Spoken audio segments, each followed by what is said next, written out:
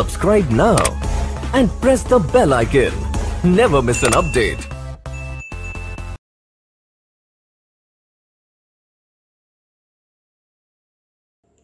नमस्कार. संजीवनी परिवार आयोजित संजीवनी व्याख्यानमाला 2021 मध्ये आपलं सर्वांचे हार्दिक स्वागत. संजीवनी परिवाराचे कार्यक्षेत्र पुढील प्रमाणे. प्रबोधन. गेली 18 वर्ष सतत चालू असलेली संजीवनी व्याख्यानमाला, ज्यात आजवर 50हून अधिक वक्त्यांनी व्यासपीठावरून आपले विचार मांडले आहेत. विद्यार्थ्यांच्या सहभागाने मराठी भाषा दिन साजरा करणे, संजीवनी कट्टा, अर्थसंकल्पीय विश्लेषण, गुंतवणुकीची गुरुकिल्ली, शेअर बाजार इत्यादींचे आयोजन होत असते. पर्यावरण. निर्मळ नालासोपारा पश्चिम येथील सुप्रसिद्ध श्री शंकराचार्य मंदिर समाधी परिसरात 17 वर्षापूर्वी वृक्षारोपण, वृक्ष संवर्धन तसंच गेली 16 वर्ष वृक्षांचा वाढदिवस साजरा करणे, स्वच्छता अभियान घेणे, पर्यावरणपूरक कापडी पिशव्यांचं वाटप इत्यादींचे आयोजन करीत असतो. शिक्षण. विद्यार्थ्यांना तज्ञांचं मार्गदर्शन, वक्तृत्व स्पर्धा, विद्यार्थी कौतुक सोहळा, मुलांना वाचनाची गोडी लागावी म्हणून विभागावर छोटी वाचनालय, कलेसाठी आकाशकंदील तसेच रांगोळी कार्यशाळा, एअरो मॉडेलिंग कार्यशाळा व त्यांची प्रात्यक्षिका इत्यादींचं आयोजन होत असते. आरोग्य. गरजूंना वैद्यकीय उपचारासाठी आर्थिक सहाय्य, 10 कॅन्सर चिकित्सा व प्रबोधन शिबिर, विमा पॉलिसीबद्दल जनजागृती, सांगली येथील पूरग्रस्तांना प्रत्यक्ष तिथे जाऊन आर्थिक सहाय्य संजीवनी परिवार आयोजित करीत असते. आजचे तिसरे पुष्प गुंफणार आहेत माननीय श्री अनिलजी काकोडकर सर. विषय सिलेज, ग्रामीण समृद्धीसाठी ज्ञानसेतू. काकोडकर सर सुप्रसिद्ध अणुशास्त्रज्ञ म्हणून सुपरिचित आहेत. ते भारतीय अणुऊर्जा मंडळाचे अध्यक्ष आणि भारत सरकारच्या अणुऊर्जा विभागाचे प्रमुख अधिकारी होते. तसेच ते होमीबाबा अणुसंशोधन केंद्र याचे संचालकही होते. मुंबई विद्यापीठातून त्यांनी BE इंजिनियर झाले. तसेच नॉटिंगहॅम विद्यापीठातून ते MSc झाले. भाभा अणुसंशोधन प्रशिक्षण केंद्रात ते प्रथम क्रमांकाने उत्तीर्ण झाले. पोखरण येथील 1974 आणि 1998 दोन्ही अणुचाचणीत डॉक्टर काकोडकरांचे महत्त्वपूर्ण योगदान होते. अणुभट्टीची डिझाईन, उभारणी आणि दुरुस्तीतही त्यांचा सहभाग होता.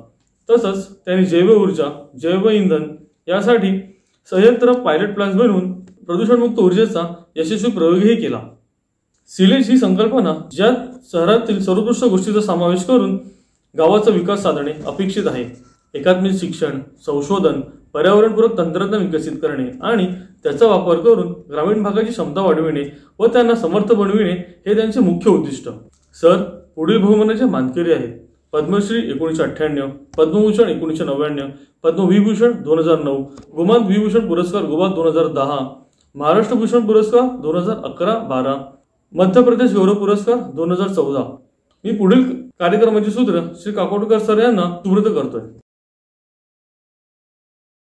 नमस्कार.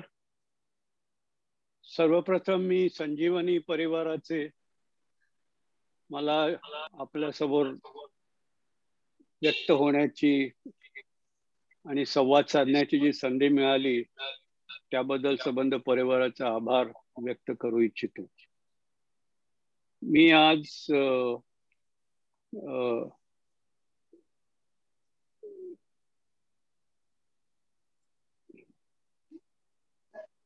आपल्याशी जो संवाद साधणार आहे त्यासाठी मी गेली काही वर्ष त्याच्यावर विचार करतोय, थोडं काम करतोय. तर त्या कल्पनेसंबंधी माझे विचार आणि ती कल्पना का मला महत्वाची वाटते याबद्दल मी चर्चा करणार आहे. सिलेज हा खरं बघितलं तर सिटी आणि व्हिलेज म्हणजे शहर आणि ग्राम या दोन शब्दांचं एकत्र करून सिलेज. आणि सिलेज मागची जी एक कल्पना अशी आहे की आज आपल्या भारतामध्ये किंवा जगात इतर ठिकाणी सुद्धा ग्रामीण आणि शहरी भागात म्हणजे एकूण संधी ज्या उपलब्ध आहेत, एकूण अर्थार्जनाची परिस्थिती जी आहे याच्यामध्ये प्रचंड तफावत आहे.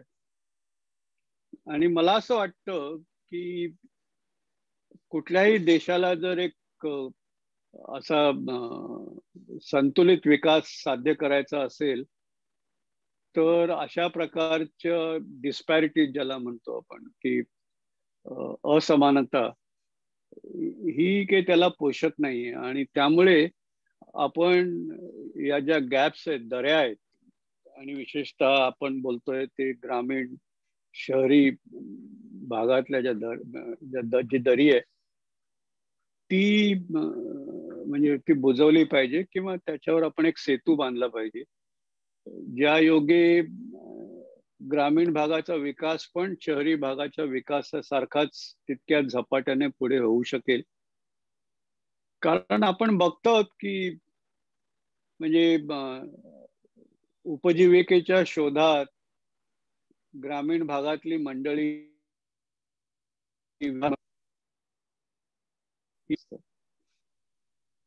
आणि अर्थात ते साहजिक आहे. पण मग याच्यामुळे काय होतं की ग्रामीण भागामध्ये एक म्हणजे संपत्ती निर्माण करण्याच्या ज्या संधी उपलब्ध होऊ शकतात ते करणारेच त्यातनं बाहेर पडले, त्यामुळे मग ते साध्य होत नाही. आणि शहरी भागामध्ये इतका प्रचंड लोंढे जे गोळा होतात त्या सगळ्यांची सोय करणं शहरी भागामध्ये पण शक्य होत नाही. आणि मग ते शहरी भाग बकाल होत चाललेले, आणि ते इतके बकाल की जरा काही गडबड झाली म्हणजे आता आपण बघितलं की आता या करोनाच्या काळामध्ये पहिल्या लॉकडाऊनच्या वेळेला लॉकडाऊन झालं तर मग म्हणजे कामकाज कसं चालणार, रोजीरोटी कशी मिळणार, रोजीरोटी मिळण्याची जर शाश्वती नाही तर मग गावात शहरात राहायचं कसं, घराचं भाडं द्यायचं कसं. आणि म्हणून लॉकडाऊन डिक्लेअर झाला, आपली सर्व मंडळी म्हणजे आपण बघितलं गेल्या वेळेला की ते जीवाच्या आकांतावी परतायला निघाले होते, आणि सोयी नव्हत्या, बसेस नव्हत्या, ट्रेन्स नव्हत्या. तर ही सगळी मंडळी चक्क पायी पायी शेकडो किलोमीटर आणि काही काही याच्यामध्ये तर हजारो किलोमीटर जायची तयारी होती. आणि मग जसं काही जमलं त्या पद्धतीने ते लोक तिकडे गेले. आणि हे एका प्रकारे तसं बघितलं तर याला एक म्हणजे ह्युमन डिझास्टर पेक्षा काही कमी गोष्ट नाही. आणि हे होतं कारण हे जे एकूण बिघडलंय, कारण सोयीपेक्षा जास्त लोकसंख्या तिथे वाढली आहे. आणि मग त्यांचं स्वास्थ्याबद्दलच्या समस्या, त्यांच्या मुलांच्या शिक्षणाबद्दलच्या समस्या, एकूण प्रदूषणाच्या समस्या, अशा अनेक समस्या त्यातनं निर्माण झाल्या. आणि ग्रामीण भागात बोलायला झालं तर ग्रामीण भागामध्ये अर्थातच परिस्थिती खूप बिकट आहे. आणि नंतर मी त्याच्याकडे येणारच आहे. तर या बिकट परिस्थितीतनं मार्ग काढायचा झाला तर आपल्याला तरुण मंडळींना त्याबद्दल सक्षम करून ग्रामीण भागात नवीन संधी कशा निर्माण होतील आणि त्यायोगे त्यांना ग्रामीण भागातच चांगली उपजीविका कशी मिळेल अशी सोय आपल्याला करता आली पाहिजे. आणि हा, माफ करा, मला नेटवर्क गेलो तर मी दुसऱ्या लाईनवरनं परत आपल्याकडे आलोय. तर मी सांगत होतो की आपल्याला हे ग्रामीण आणि शहरी भागात दरी भरून काढायला पाहिजे. आणि त्यासाठी ग्रामीण भागात अधिक संधी निर्माण जर करता आल्या आपल्याला तर ग्रामीण भागात सुद्धा सुबत्ता येईल, शहरी भागात तर सुबत्ता आहेच आहे. आणि एकूण संतुलित विकासाच्या दृष्टीने मार्ग मोकळा होईल. आता ग्रामीण भागात संधी कशा निर्माण करायच्या, तर साधी गोष्ट आहे की आपण आपल्या देशाची जे अर्थकारण आहे देशाचं, जीडीपी ज्याला म्हणतो, या जीडीपीचे आपण साधारणपणे 3 भाग करतो. पहिला भाग म्हणजे शेतीचं उत्पन्न, ऍग्रिकल्चर जीडीपी. दुसरा भाग म्हणजे इंडस्ट्रीयल GDP, त्याच्यामध्ये मॅन्युफॅक्चरिंगचा भाग आला, म्हणजे प्रोडक्शन, उत्पादन, हा सगळा भाग आला. आणि तिसरा भाग म्हणजे सर्व्हिसेस. आता भारताचा जो GDP आहे त्याच्या जवळजवळ अर्धा हिस्सा हा सर्व्हिसेसनी निर्माण होतो. 1/3 हिस्सा हा मॅन्युफॅक्चरिंग मधनं येतो आणि उरलेला 1/6 हिस्सा हा शेतीतनं निर्माण होतो. ही सध्याची परिस्थिती आहे. आता सर्व्हिस सेक्टर मधला जो GDP आहे याच्यामधला बराचसा भाग हा म्हणजे IT सेक्टरमध्ये बऱ्याचशा सर्व्हिसेस निर्माण झाल्या आहेत. Financial services, marketing services, aggregation services, या खूप सर्व्हिसेस निर्माण झाल्या आहेत आणि इतर पण सर्व्हिसेस आहेत. आणि पूर्वी पण सर्व्हिसेस होत्या, पण आता ते सगळं IT सेक्टरनी ते काम आपण बहुतांशी करतो. आणि पॅन्डेमिक मध्ये तर आपण ते बघितलं की ते किती मोठ्या प्रमाणात होऊ शकतं. आणि त्यामुळे लॉकडाऊन असताना सुद्धा बरीचशी कामं चालू राहिली. आता सध्या हे जे सर्व्हिस सेक्टरला त्याच्यात जी संपत्ती निर्माण होते ही बहुतांशी शहरी भागातली युवा मंडळी हे काम करतात. म्हणजे आपण IT रिव्होल्यूशन ज्याला म्हणतो ते मागे सुरू झालं तेव्हापासून आपले देश परदेशातनं कॉन्ट्रॅक्ट मिळाले. बरेचसे तरुण मंडळी परदेशात जाऊन तिकडे नोकऱ्या करायला लागले. आणि अर्थातच शहरी भागामध्ये सुद्धा वेगळ्या वेगळ्या सर्व्हिस सेक्टर कंपन्यांमधनं ते काम करतात. पण याच्यामध्ये असं आहे की जेवढी तरुण मंडळी शहरामध्ये आहेत त्याच्यापेक्षा जास्त तरुण मंडळी ग्रामीण भागात आहेत, त्याच वयोगटातली. तर आपण ग्रामीण भागातल्या तरुण मंडळींना सुद्धा सक्षम करू शकत नाही का? आणि याचं उत्तर मला तर माझ्या मताप्रमाणे होय असं आहे. पण असं आहे की त्यांना आपण ती संधी उपलब्ध करून दिली पाहिजे. आणि याच्यामध्ये काय खूप मोठं ज्ञान लागतं वगैरे असं पण भाग नाही. अर्थात IT सेक्टरमध्ये सुद्धा नवीन नवीन गोष्टी येतात आहेत, त्याच्यामध्ये सुद्धा खूप ज्ञानाने त्यात भर पडणार आहे हे नक्की. पण म्हणजे त्याच्यातनं उपजीविका निर्माण करणं हे सोपं आहे हे गेल्या 1-2 दशकात सिद्ध झालेलं आहे. आणि आपण म्हणतो की भारताच्या अर्थव्यवस्थेला सुद्धा त्यातनं किती हातभार लागला. आणि म्हणजे कुठल्याही क्षेत्रात BSc झाली किंवा BA झाले किंवा BE झाले तरी ती शेवटी मुलं सर्व्हिस सेक्टर म्हणजे IT सेक्टरकडे वळतात. कारण तिथे चांगल्या नोकऱ्या मिळतात, तिकडे उपजीविका चांगली मिळते. तर माझं मत असं आहे की आपण ही सक्षमता ग्रामीण भागात पण निर्माण केली तर आज जितकं उत्पादन किंवा GDPचं कॉन्ट्रीब्युशन आपण शहरी भागातनं करतोय तेवढंच किंवा त्याच्यापेक्षा थोडं जास्त GDPचं कॉन्ट्रीब्युशन आपण ग्रामीण भागात सुद्धा निर्माण करू शकतो. त्याच्या विरुद्ध जर आपण शेतीबद्दल गेलं, ऍग्रिकल्चर सेक्टर बद्दल जर बघितलं तर अर्थातच ग्रामीण भागात तोच स्ट्रॉंग पॉइंट आहे. आणि आपण नेहमी सगळ्यांचे आपले प्रयत्न चालू आहेत की ऍग्रिकल्चर इन्कम दुप्पट कशी करायची, शेतकऱ्याची इन्कम दुप्पट कशी करायची. आणि शहरी भागात हे करता येईल का? तर करता येईल, नाही असं नाही. पण म्हणजे आता व्हर्टिकल फार्मिंग आणि नुसतं पाण्यावर हवेवर शेती अशा प्रकारचे प्रकार सुरू झालेत. पण एक तर ते खूप महाग आहे आणि खूप मोठ्या प्रमाणावर होईल असं मला नाही वाटत. पण तरी थोडं होऊ शकतं. पण ग्रामीण भागाचा म्हणजे त्यांचं बलस्थान हे शेती आहे. आणि मग शेती अधिक चांगली केली तर उत्पन्न वाढू शकतं. शेतीमालावर मूल्यवृद्धी केली तर उत्पन्न वाढू शकतं. त्यामुळे भविष्य काळात जसं सर्व्हिस सेक्टरमध्ये उत्पन्न दुप्पट होऊ शकतं, ऍग्रिकल्चर सेक्टरमध्ये आपण म्हणून उत्पन्न वाढू शकतं, पण सध्या जे 1/6 विभाग आहे ते 1/6 पेक्षा अधिक होऊ शकतो. किती अधिक होईल हे आपण किती चांगल्या प्रकारे ते काम करतो याच्यावर अवलंबून. आता जीडीपीचा तिसरा भाग म्हणजे मॅन्युफॅक्चरिंग सेक्टर.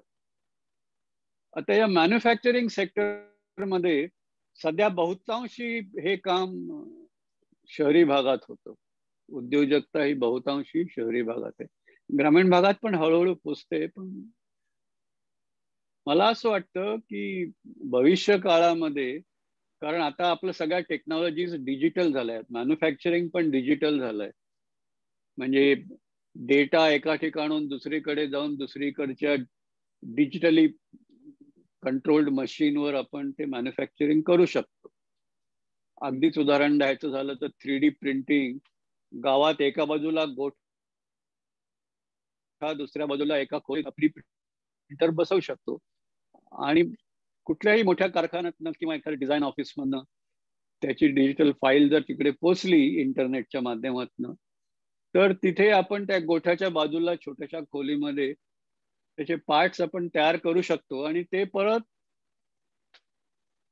जिथे कारखाना आहे, जिथे आपल्याला ते पार्ट्स पोचवायचे ते पोचू शकतात.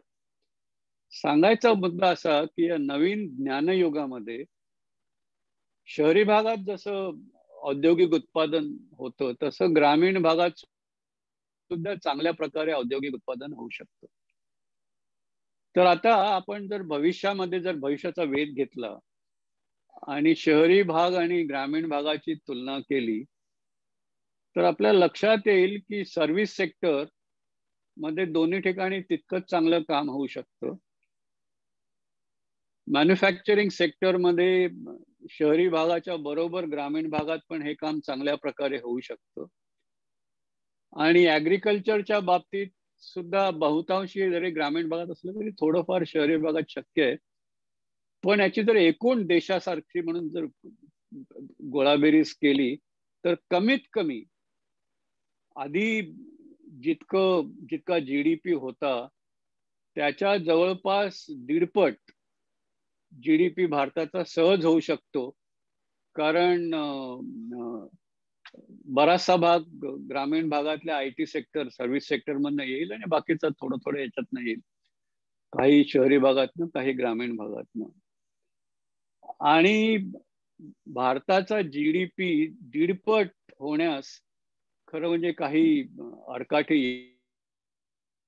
येऊ नये. फक्त एवढा आहे की आपण ग्रामीण भागातल्या तरुण मंडळींना आयटी सेक्टरमध्ये शहरी भागाच्या तरुण मंडळी इतकंच सक्षम करणार की नाही करणार, आणि हा खरा प्रश्न आहे. आणि तसं जर झालं तर आपल्या लक्षात येईल की ग्रामीण भागात आणि शहरी भागातली जी दरी आहे ती बरीचशी बुजवता येईल आपल्याला. याच्या पुढे जाईन कसं, म्हणजे याच्यात आपल्याला बोध काय घेता येतो की आपण जर ग्रामीण भागातील तरुण मंडळींना सक्षम केलं तर ती पण देशाच्या अर्थव्यवस्थेला मोठा हातभार लावू शकतील. आणि अर्थातच पर्यायाने ग्रामीण अर्थव्यवस्थेला हातभार लावू शकतील, त्यांच्या स्वतःच्या उपजीविकेला हातभार लावू शकतील आणि शहरी भागातली आणि ग्रामीण भागातली दरी कमी करण्यात खूप मोठी मदत होऊ शकते. आता आपण याच्या पुढे जाऊ की ग्रामीण भागामध्ये मगाशी मी म्हटलं की ऍग्रिकल्चर हा मुख्य भाग झाला अर्थार्जनाचा. आता आपण म्हणतो की सर्व्हिस सेक्टरमध्ये पण चांगलं काम होऊ शकतं. आता ग्रामीण भागामध्ये जर आपण इतर टेक्नॉलॉजी जर आणल्या, जसं आयटी टेक्नॉलॉजी, तसं इतर पण टेक्नॉलॉजी आणू शकतो. उदाहरणार्थ मूल्यवृद्धीवर खूप काम चालू आहे. पण ते जर आपण करू शकलो आणि ते जर आपण दाखवलं ग्रामीण भागातल्या मंडळींना, तर त्यांना एक अर्थार्जनाची नवी दिशा, प्रत्येक जण आपापले छोटे छोटे कारखाने उभारू शकतील आणि त्याच्यातनं शेतातनं तयार केलेल्यानंतर एक किंमत मिळते, पण त्याच्यावर मूल्यवृद्धी केली वेगळ्या वेगळ्या प्रकारची तर त्यातनं कितीतरी किंमत मिळू शकते. अगदी उदाहरणच द्यायचं झालं तर मी मागे एकदा म्हणजे डेहराडून आणि डेहराडून पुढे उत्तराखंडमध्ये हिमालयाच्या पायथ्याशी बरीच गावं आहेत, तिकडे गेलो होतो. तिथे हेस्को नावाची एक NGO आहे आणि तिथे हिमालयामध्ये म्हणजे पायथ्याशी उंचावरनं पाणी वाहत वाहत येत राहतं आणि असे बरेचसे पाण्याचे असे म्हणजे स्त्रोत आहेत आणि तिथे ते छोटे छोटे टर्बाईन लावतात आणि ते टर्बाईनच्या त्याला ते घराट म्हणतात, घराट. आणि त्याच्यानी ते घराट फिरायला लागलं की त्याच्यावर पट्टा बसवून ती चक्की चालवतात, गिरणी, पिठाची गिरणी. आणि पिठाच्या गिरणीत चालवल्यानंतर तिथे ते पीठ तयार करतात. हे तिथे खूप म्हणजे सर्रास चालतं. तर हेस्कोच्या मंडळींनी काय केलं की आता त्यांनी तिथल्या ग्रामीण महिलांचा एक सेल्फ हेल्प ग्रुप तयार केला आणि अर्थातच पिठाची गिरणी चालवणं हा एक व्यवसाय झाला. पण त्यांनी त्याच्यातल्याच काही महिलांना स्वित्झर्लंडमध्ये चक्क नेलं आणि तिथे केक बनवण्याचं प्रशिक्षण त्यांना दिलं. आणि काही महिन्यांनी या महिला परत आल्या आणि स्विस केक्स त्या हिमालयाच्या पायथ्याशी त्या गावांमध्ये त्यांनी बनवायला सुरुवात केली. अर्थात एका बाजूने पीठ होतच तिथे आणि बाकीचं सामान त्यांनी गोळा केलं आणि त्या सेल्फ हेल्प ग्रुप्सनी स्विस केक्स तिथे तयार करून मग डेहराडूनला म्हणा, डेहराडूनला मिलिटरी एस्टॅब्लिशमेंट आहे, तिथे असल्या केक्सना खूप डिमांड आहे आणि इतर ठिकाणी असं पोहोचवून तर त्या महिलांची इन्कम एकदम वाढली. सांगायचा मुद्दा असा की असं तंत्रज्ञानाची जर आपण ओळख ग्रामीण लोकांना करून दिली आणि ते त्यांना समजावून सांगितलं की हे तंत्रज्ञान कसं राबवायचं, तर त्याच्याने त्यांची इन्कम वाढवण्यासाठी म्हणून खूप मदत होऊ शकते. तर हा एक पहिला मुद्दा झाला की आपण IT क्षेत्रात त्यांना सक्षम करणं, इतर तंत्रज्ञानाच्या बाबतीत ग्रामीण लोकांना, भागातील लोकांना सक्षम करणं. तिसरं असं आहे की हे तंत्रज्ञान राबवता राबवता समजा आपण एकच तंत्रज्ञान घेतलं आणि तेच करत राहिलं तर कालांतराने ते तंत्रज्ञान पुराणं होतं. बाजारामध्ये अधिक चांगलं तंत्रज्ञान आणि त्या तंत्रज्ञानाच्या आधारे केलेल्या वस्तू बाजारात येतात आणि मग या जुन्या तंत्रज्ञानाने निर्माण केलेल्या वस्तू बाजारात तग धरू शकत नाही.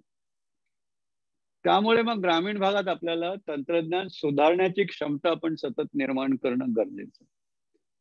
आता हे कोण करणार?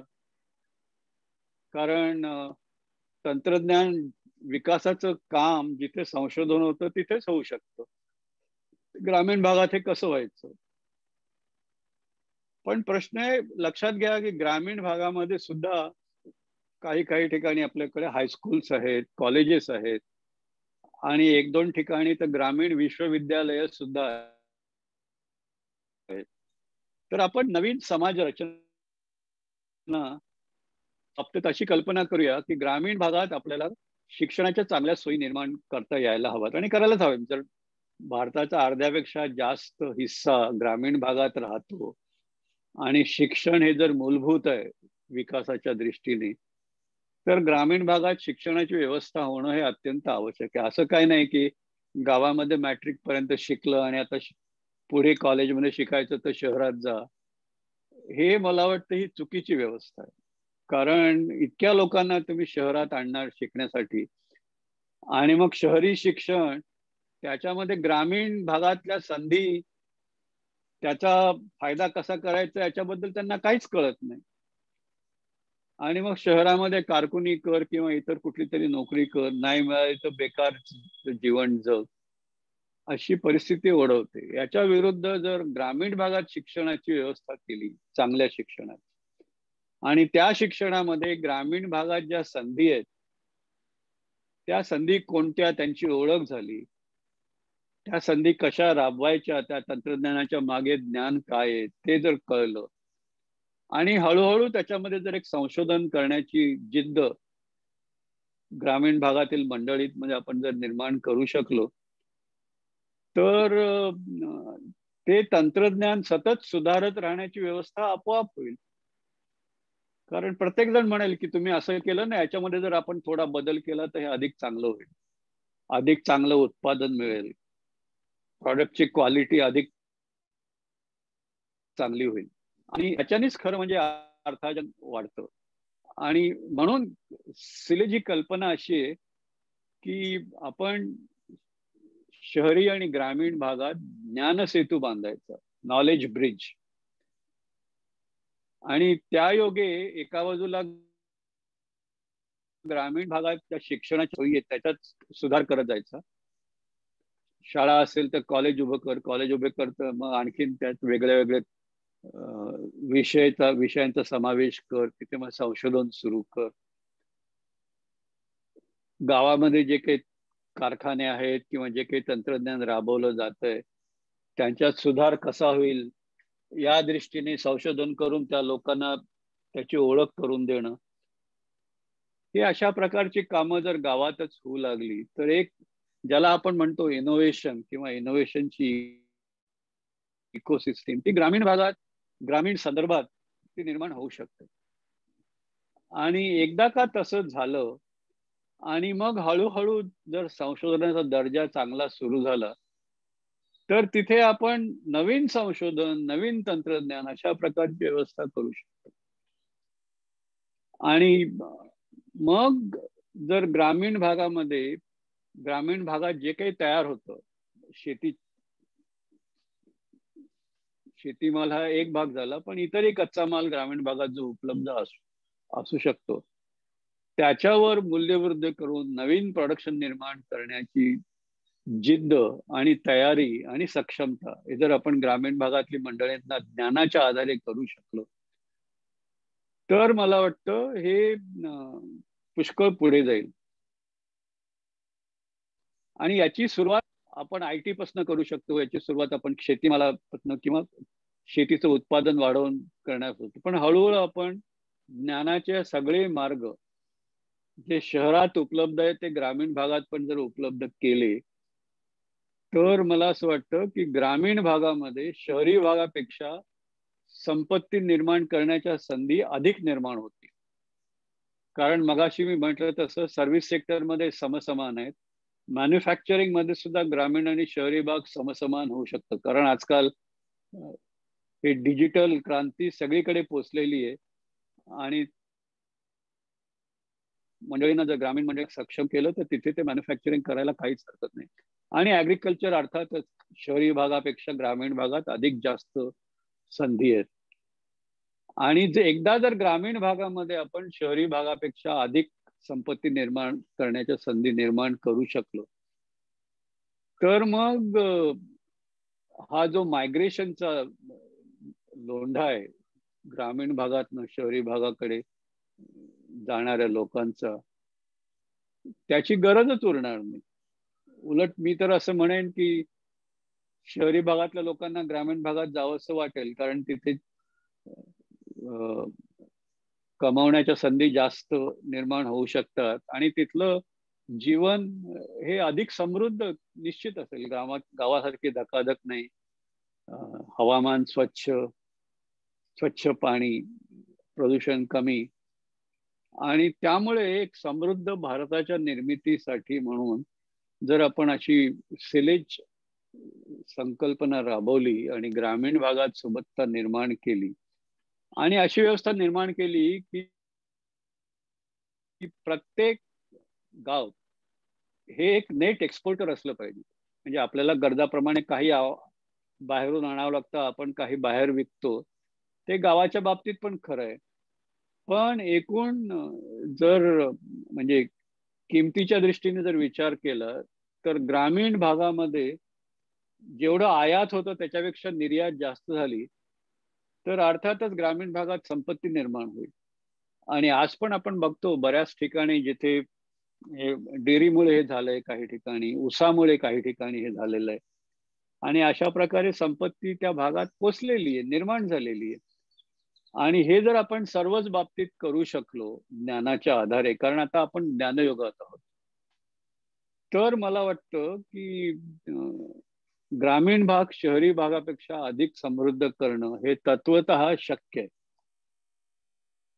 आता ते प्रॅक्टिकली कसं करायचं हे खरं म्हणजे एक आपल्या सर्वांच्या पुढे एक मोठं आव्हान आहे.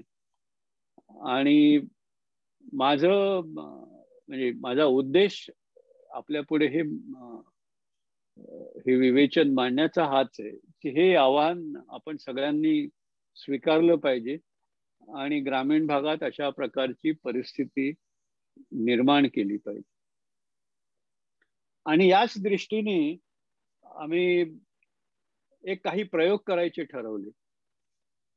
त्याच्यातला पहिला प्रयोग म्हणजे याची सुरुवात आपल्याला माहित आहे मी बरेच वर्ष BARC काम केलं. तिथे माझे सहकारी अजित पाटणकर त्यांनी एक आकृती नावाची संकल्पना तेव्हा पुढे आणली. आकृती म्हणजे advance knowledge based rural technology initiative. तर ते म्हणाले की आपण BARC मध्ये एवढ्या टेक्नॉलॉजीज विकसित केलेल्या याच्यातल्या बऱ्याचशा ग्रामीण भागात उपयोगी आहेत, तर आपण त्या तिथे का नको पोहोचवूया. पण त्यांना मी एवढंच सांगितलं की आपण पोहोचवूया त्या अशा प्रकारे की या गोष्टी केवळ अनुदानावर आधारित नसाव्यात.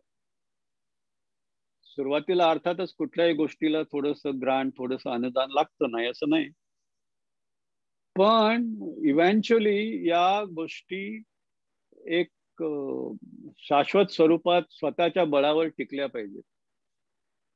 म्हणजे असं की आपण हे जे तंत्रज्ञान गावांना देणार आहोत त्याच्यातनं त्या गावामध्ये निर्मिती झाली पाहिजे आणि ती निर्मिती ते तंत्रज्ञान राबवण्यासाठी जो खर्च येतो त्याच्यापेक्षा अधिक असली पाहिजे. म्हणजे त्यात थोडक्यात हे काम त्यातनं फायदा निर्माण झाला पाहिजे, कारण तरच ते वाढेल आणि तरच संपत्ती निर्माण होईल. अर्थात हे जितकं सांगणं सोपं आहे तितकं करणं इतकं सोपं नाहीये, पण म्हटलं आपण प्रयोग करून बघूया. म्हणून सुरुवातीला 3 गावात म्हणजे चिपळूण, पाली आणि मला वाटतं अमरावती, या 3 ठिकाणी हा प्रयोग करण्यात आला. अर्थात त्याच्यामध्ये काही ठिकाणी सफलता मिळाली, काही ठिकाणी नाही मिळाली, पण एकूण असं लक्षात आलं की जर याच्यामध्ये जर अधिक केंद्रित केलं लक्ष, अधिक पाठपुरावा केला, तर हे शाश्वत स्वरूपात हे काम पुढे चालणं शक्य. आणि म्हणून मग अर्थात ते अजूनही चालू आहेत. आकृती BARC बऱ्याच ठिकाणी आकृती बसवते आणि चांगल्या प्रकारे काम चालू आहे. पण मग नंतर विचार केला की आपण जर या आकृतींची शैक्षणिक संस्थांशी किंवा संशोधन संस्थांशी जोड घातली तर सध्या आपण ही टेक्नॉलॉजी BARCतनं तिथे नेतो, तसंच कुठलीही टेक्नॉलॉजी जिथे कुठे निर्माण झाली तिथनं न्यायला काही हरकत नाही, पण शेवटी तिथे सुद्धा तंत्रज्ञान निर्माण करण्याची सोय आपण केली पाहिजे. आणि त्याच्यासाठी म्हणून शैक्षणिक संस्थांना आपण प्रोत्साहित केलं पाहिजे.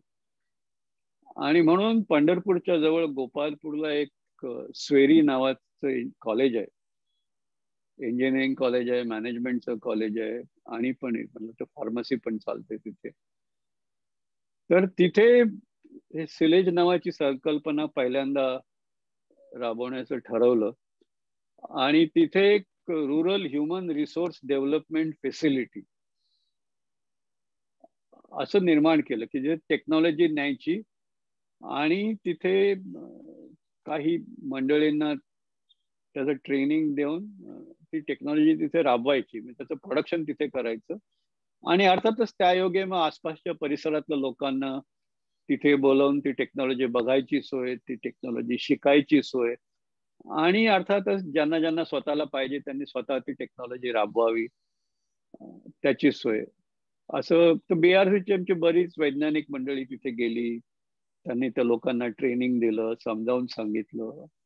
आणि ते अजूनही तो प्रोजेक्ट केव्हा संपला पण ते काम अजूनही चालू आहे पंढरपूरला.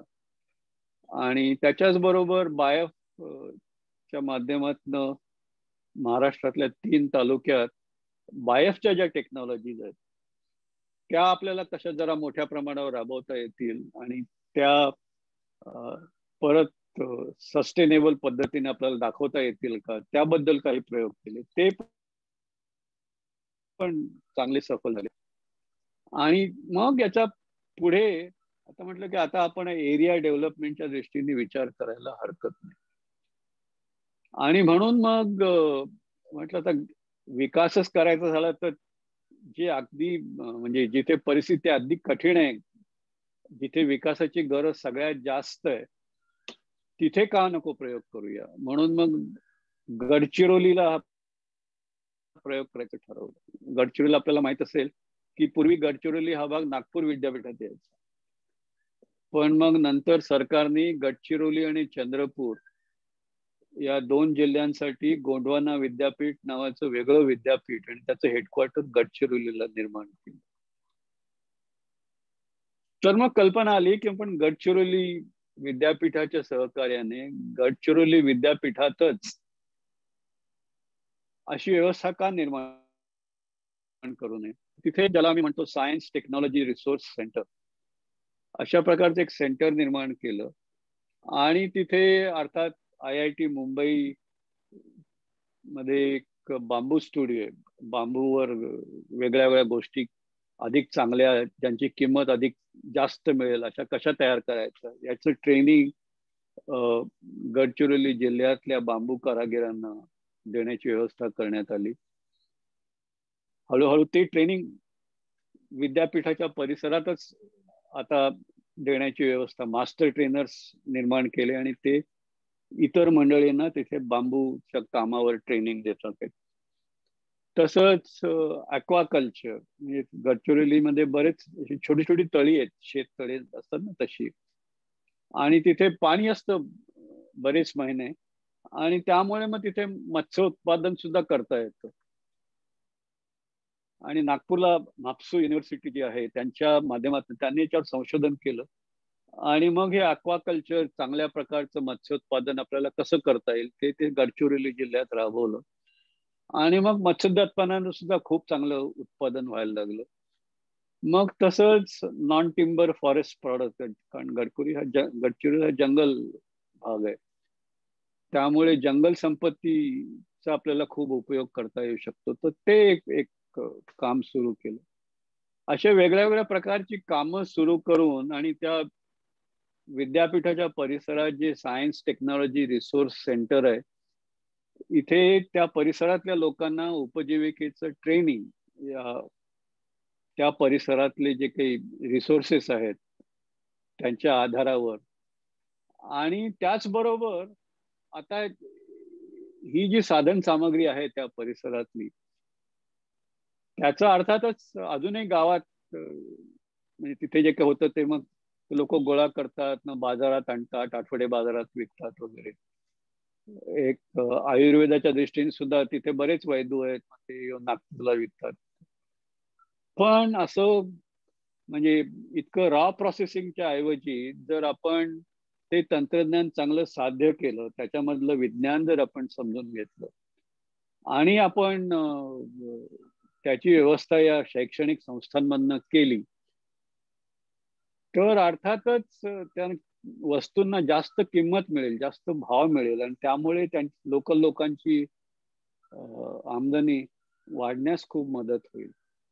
आणि या भावनेतनं आता म्हणजे विशेषतः बांबूसाठी एक डिप्लोमा कोर्स तयार केलाय IITच्या माध्यमातून, IIT मुंबईच्या माध्यमातून, आणि तो आता गोंडवाना विद्यापीठात राबवायला आपण सुरुवात करतोय.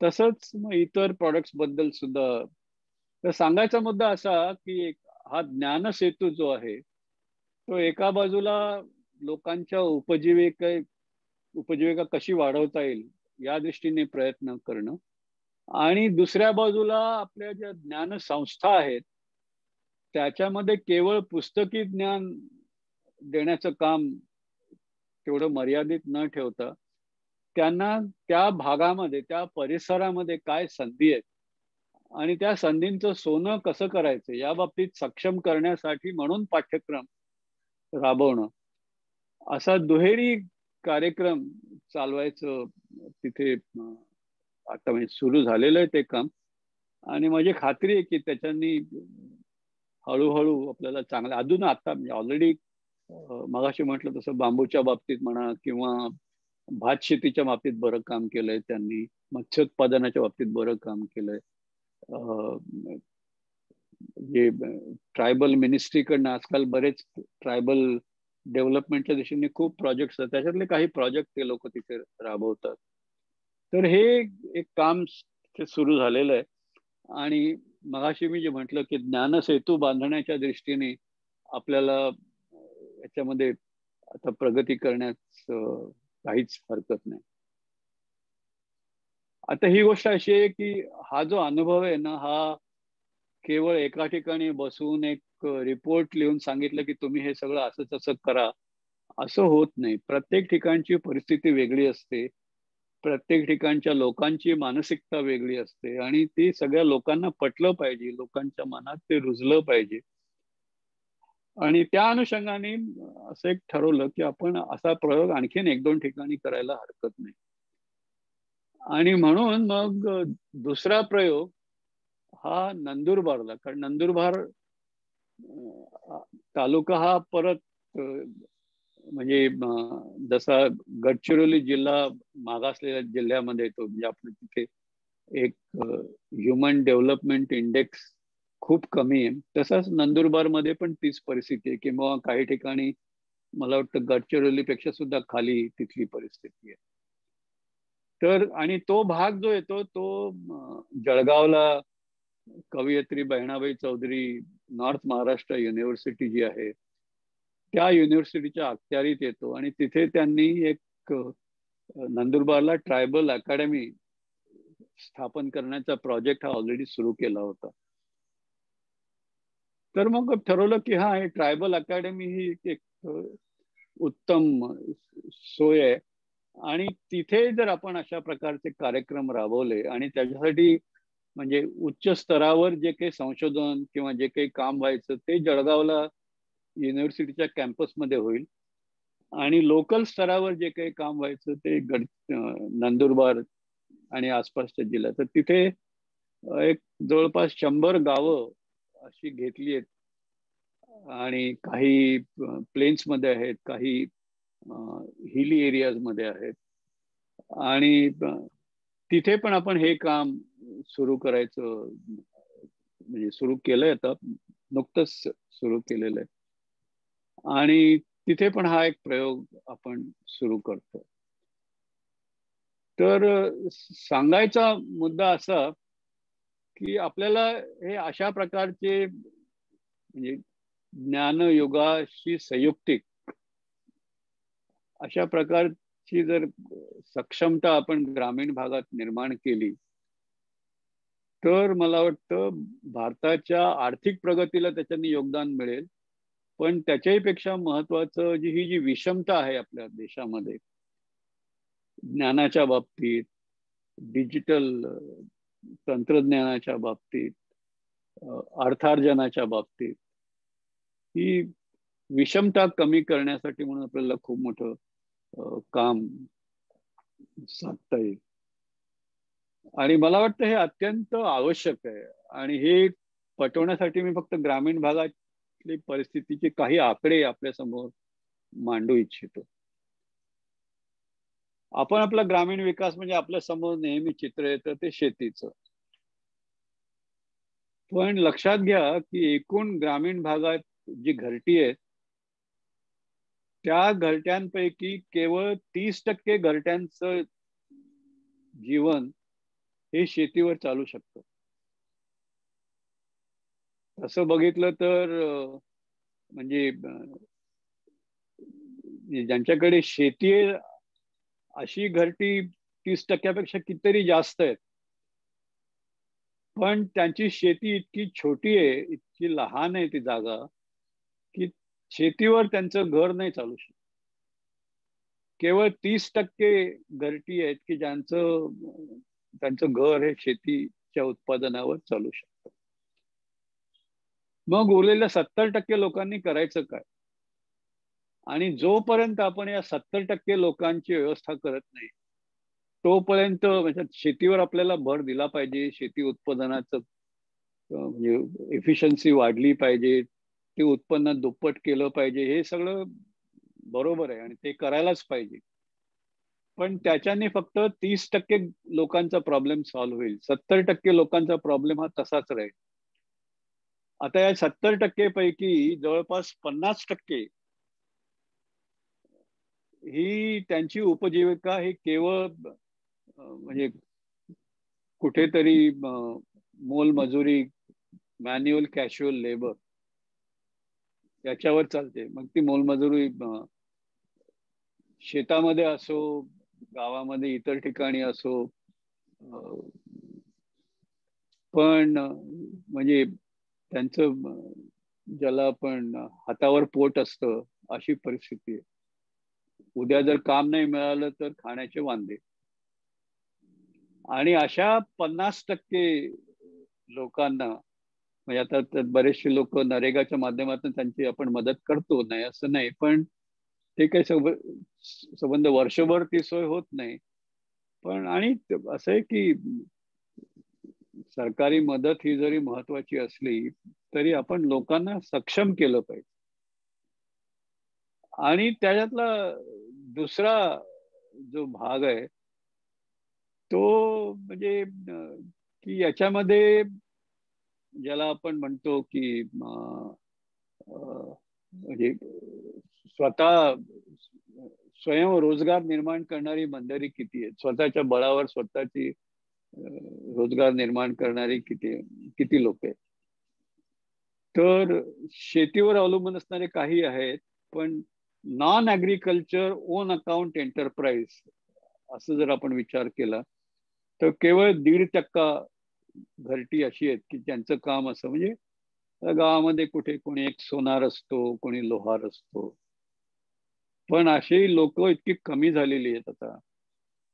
आणि त्यामुळे आणि पूर्वीच्या काळी असं नव्हतं. पूर्वीच्या काळी गावामध्ये भरपूर स्किल्स होत्या, गावामध्ये भरपूर म्हणजे शेतीवर काम चालायचं, पण इतर प्रकारचे रोजगार पण लोकांनी निर्माण केले होते. हळूहळू ते रोजगार बंद पडलेत कारण तेवढं अर्थार्जन होत नाही, ती टेक्नॉलॉजी जुनाट झाली. आणि आपल्याला आता अशा प्रकारची टेक्नॉलॉजी ग्रामीण भागात नेली पाहिजे आणि त्याला संशोधनाचं बॅकिंग असलं पाहिजे. त्यामुळे की जेणेकरून ती टेक्नॉलॉजी कधीच ऑब्सोल्यूट होणार नाही, जुनाट होणार नाही. आणि म्हणून हे ज्ञानाचं खरं बघितलं तर खूप मोठं महत्व आहे. आता मी मुद्दामच हे जे प्रयोग वेगळ्या वेगळ्या ठिकाणी जे सुरू आहेत ते म्हणजे त्या लोकल मंडळींच्या म्हणजे त्यांनीच त्याचा विचार करावा, कारण प्रत्येकाची परिस्थिती वेगळी असते आणि त्यांनीच आसपासच्या परिसरातील लोकांच्या मनामध्ये ते रुजवावं. आणि अर्थातच आपण तिकडे जावं, शहरी मंडळींनी तिथे जावं, बघावं काय करतात ते, त्याच्यामध्ये काही आणखी भर टाकू शकतो का आपण, ज्ञानाने म्हणा, तंत्रज्ञानाने म्हणा, पैशाने म्हणा, कशी असो, किंवा ते माल जे आहे त्याच्याला खरेदी करण्याच्या, त्याला बाजारपेठ उत्पन्न करून देण्याच्या, अशा वेगवेगळ्या प्रकारे आपण जर असं केलं, अशी इकोसिस्टम तयार केली तर मला वाटतं एक सस्टेनेबल डेव्हलपमेंट सहज शक्य आहे. आता मगाशी मी पॅन्डेमिकच्या नंतर लोकांनी मायग्रेशन जे झालं, डिस्ट्रेस मायग्रेशन शहरातनं गावांकडे, आणि तेव्हा मी एक लेख लिहिला होता की हे सगळे लोक जे परततात त्या अर्थात सगळ्यांच्याकडे काही ना काही स्किल्स आहेत, कारण ते शहरात येऊन ती कामं करून त्याच्यावर आपली उपजीविका चालवत होते. तर त्या स्किल्सना अनुरूप त्यांना गावामध्ये काम का देऊ नये.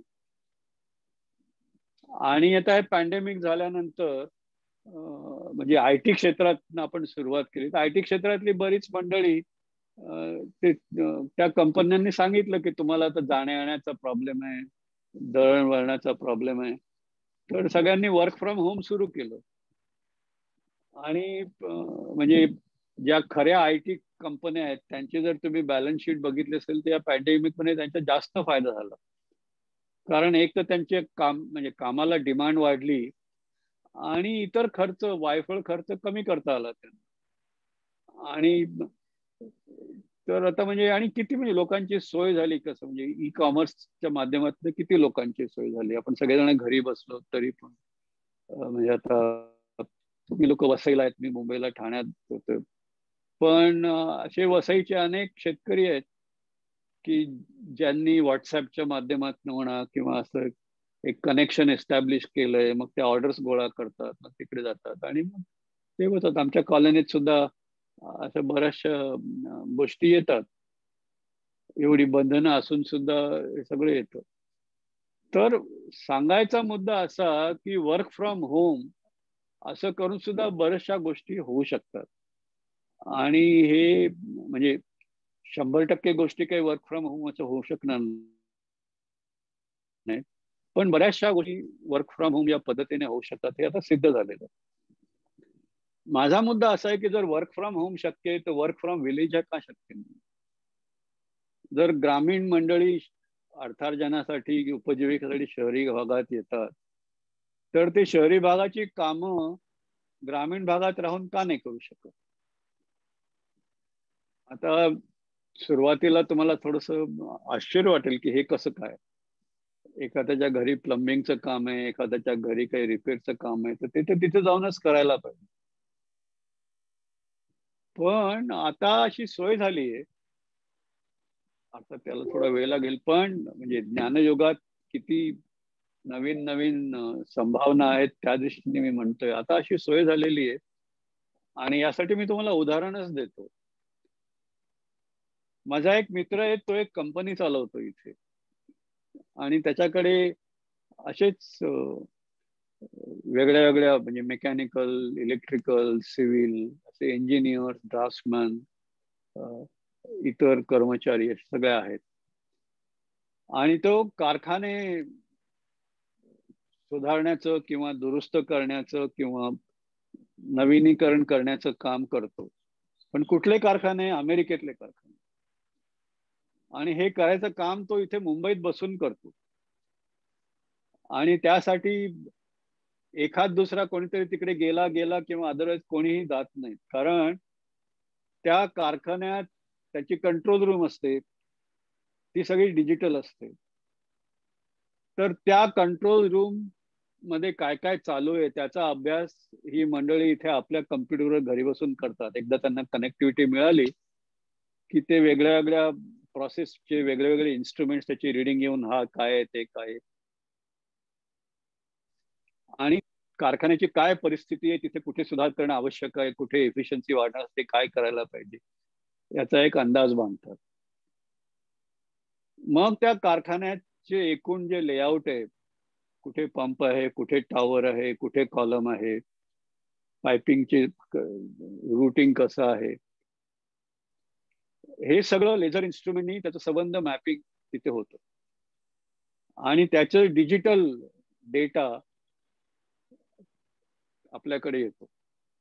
मग त्यांना त्यांच्या कम्प्युटरवर ते संबंध 3D चित्र त्या कारखान्याचं त्यांना करता येतं. त्यात सुधार करायचा तर मग ते कॅल्क्युलेशन करून वगैरे, मग इथनं हा पाईप असा नेण्याच्या ऐवजी तसा नेऊया, इथे एक नवीन इक्विपमेंट बसवूया वगैरे, हे सगळं त्या कम्प्युटरवर करतात.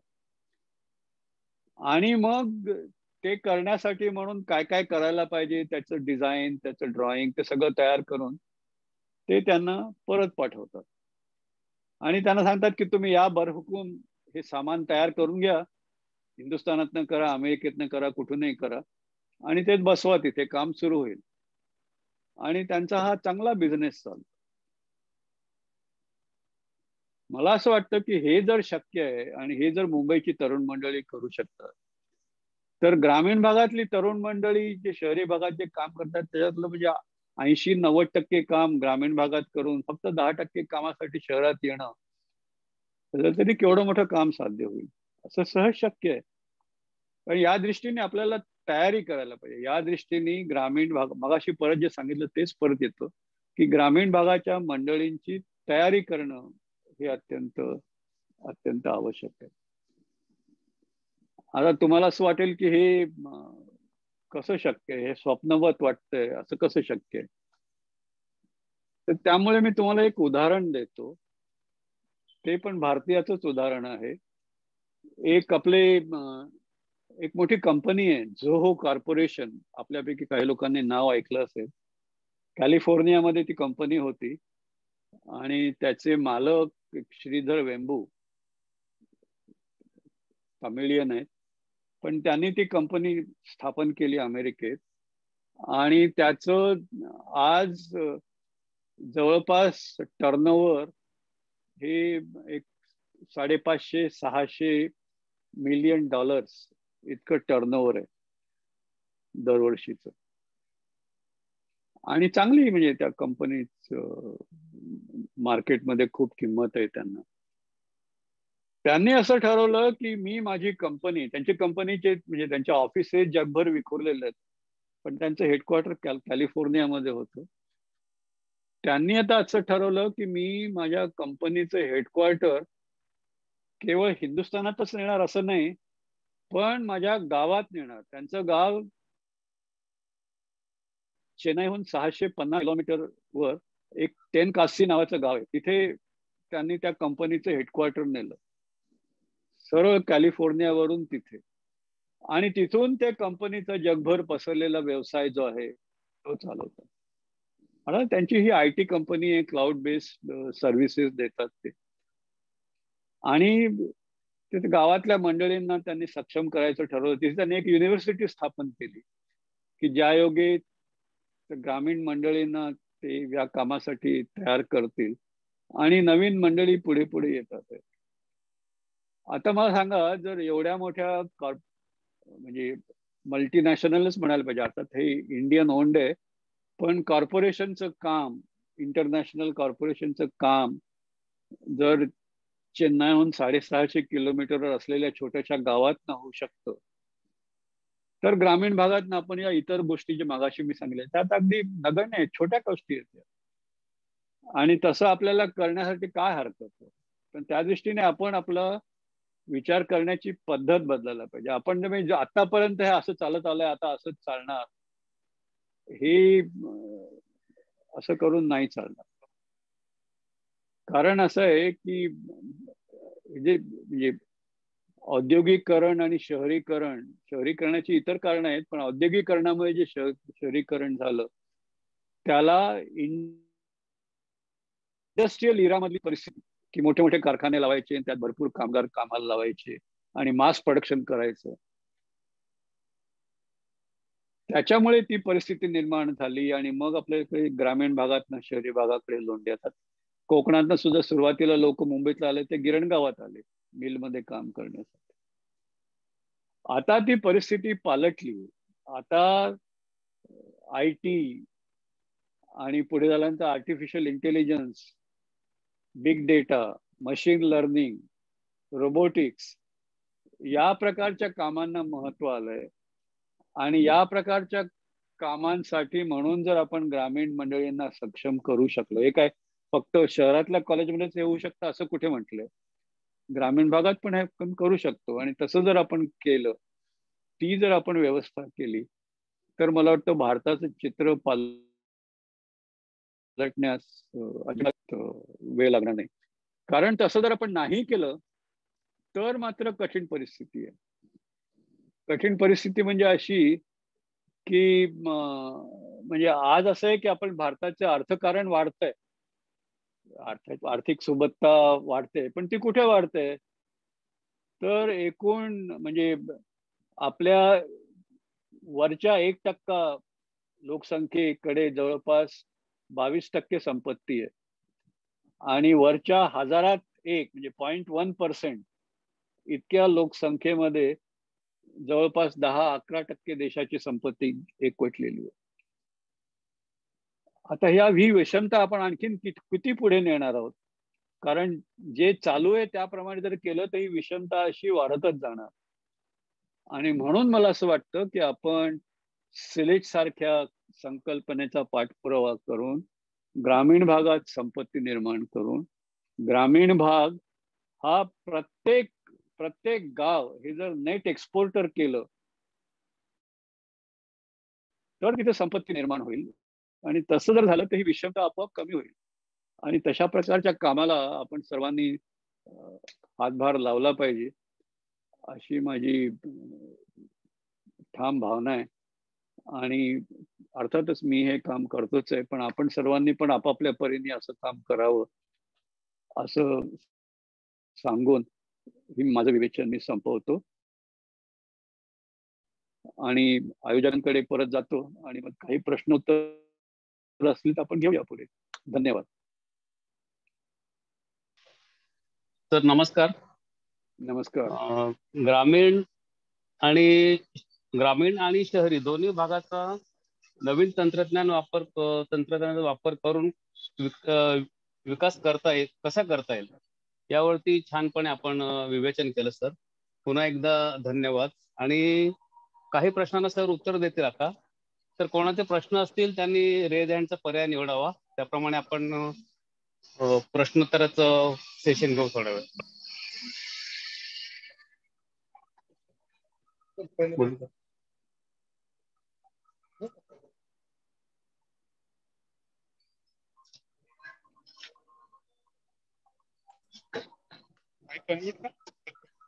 हॅलो, आवाज येतो का?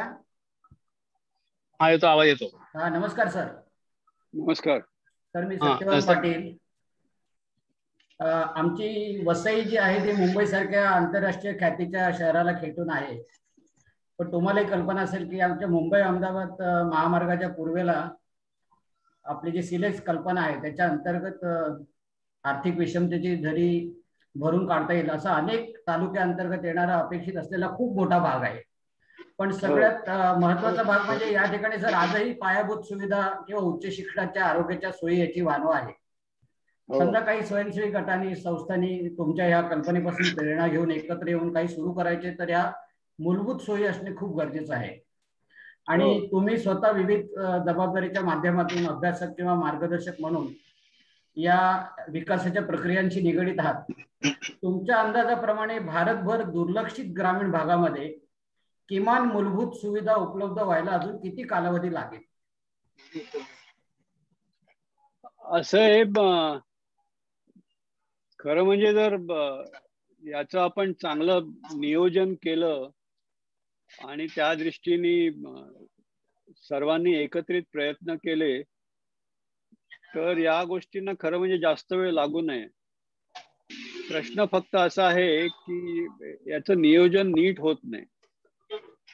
आता मला कल्पना आहे, म्हणजे मी नेहमीच म्हणजे त्या भागात मी फिरलेलो आहे, म्हणजे वसई भागात सुद्धा फिरलेलो आहे आणि रेल्वे लाईनच्या पूर्वेच्या भागात सुद्धा फिरलेलो आहे, म्हणजे मोखाडा जव्हार वगैरे त्या भागात सुद्धा फिरलेलो आहे. आणि मला त्या परिस्थितीची पूर्ण कल्पना आहे.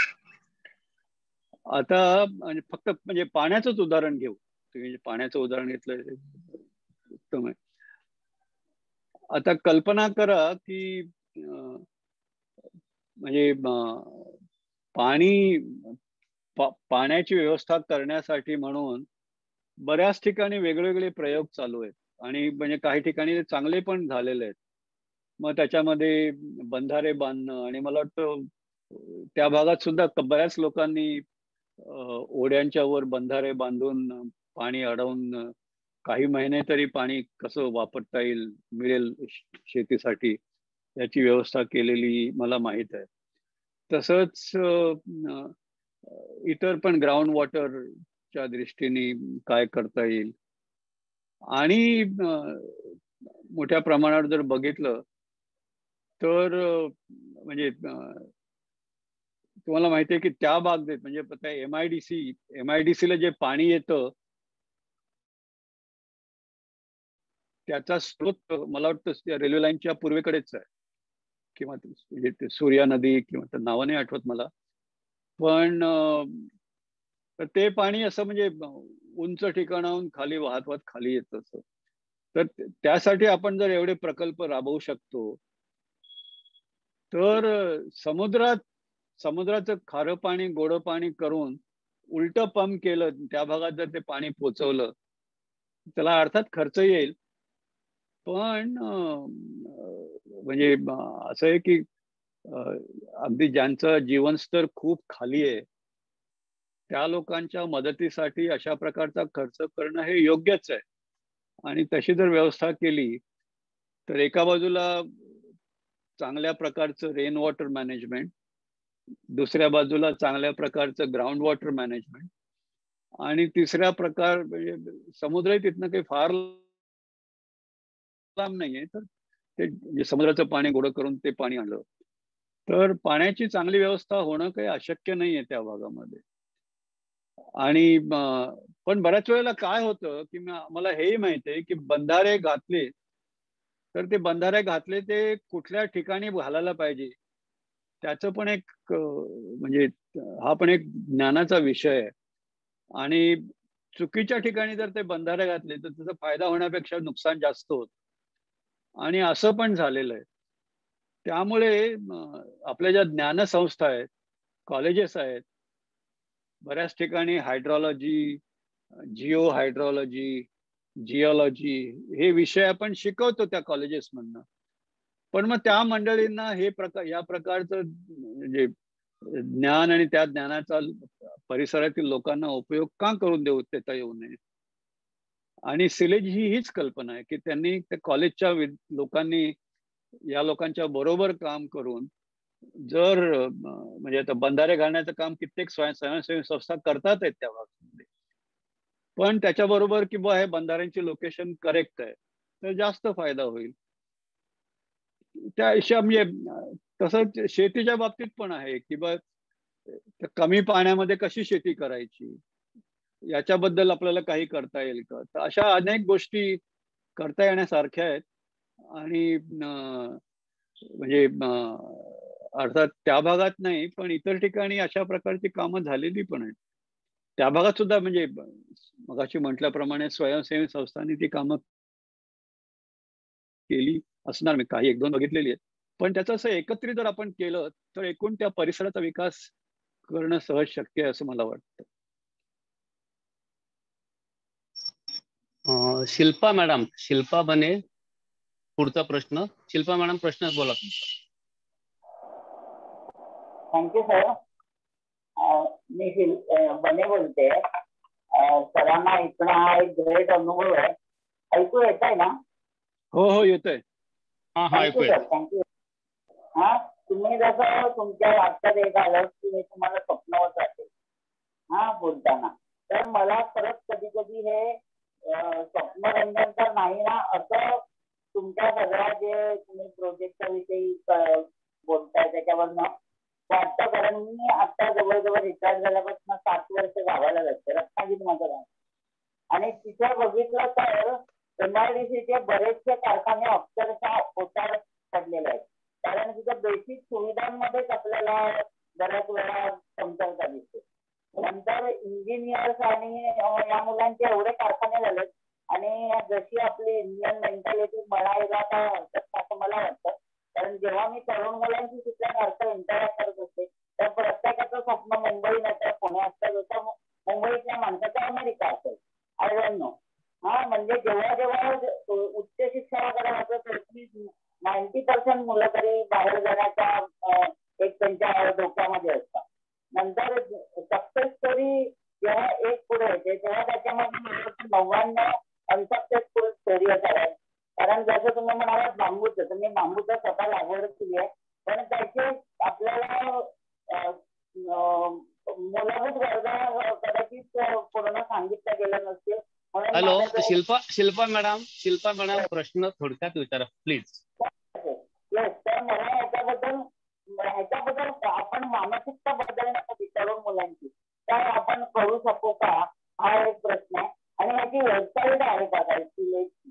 कारण मी ह्याच्यावर टाकलं तर आलं नाही त्या सिलेजवर. Thank you sir. थँक्यू. नाही, तुम्ही म्हणता ते बरोबर आहे. आणि म्हणजे स्वप्नपट वाटणं हे साहजिक आहे, कारण या गोष्टी काही लवकर होत नाही.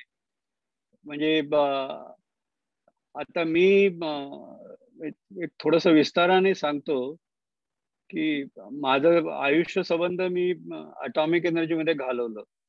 आणि अटॉमिक एनर्जी म्हणजे मोठे मोठे परमाणु संयंत्र बांधणं वगैरे, मोठे प्रोजेक्ट करणं वगैरे असं. पण ते काम करत असताना आणि आपल्या इथे आपण ही सगळी संयंत्र आपल्या स्वतःच्या बळावर बांधतो. आपण काही तंत्रज्ञान बाहेरून आयात करत नाही. आणि ते काम करत असताना मी मनात विचार केला की आपण हे केलं, हे चांगलं केलं, पण याच्यामध्ये नवीन काय आहे?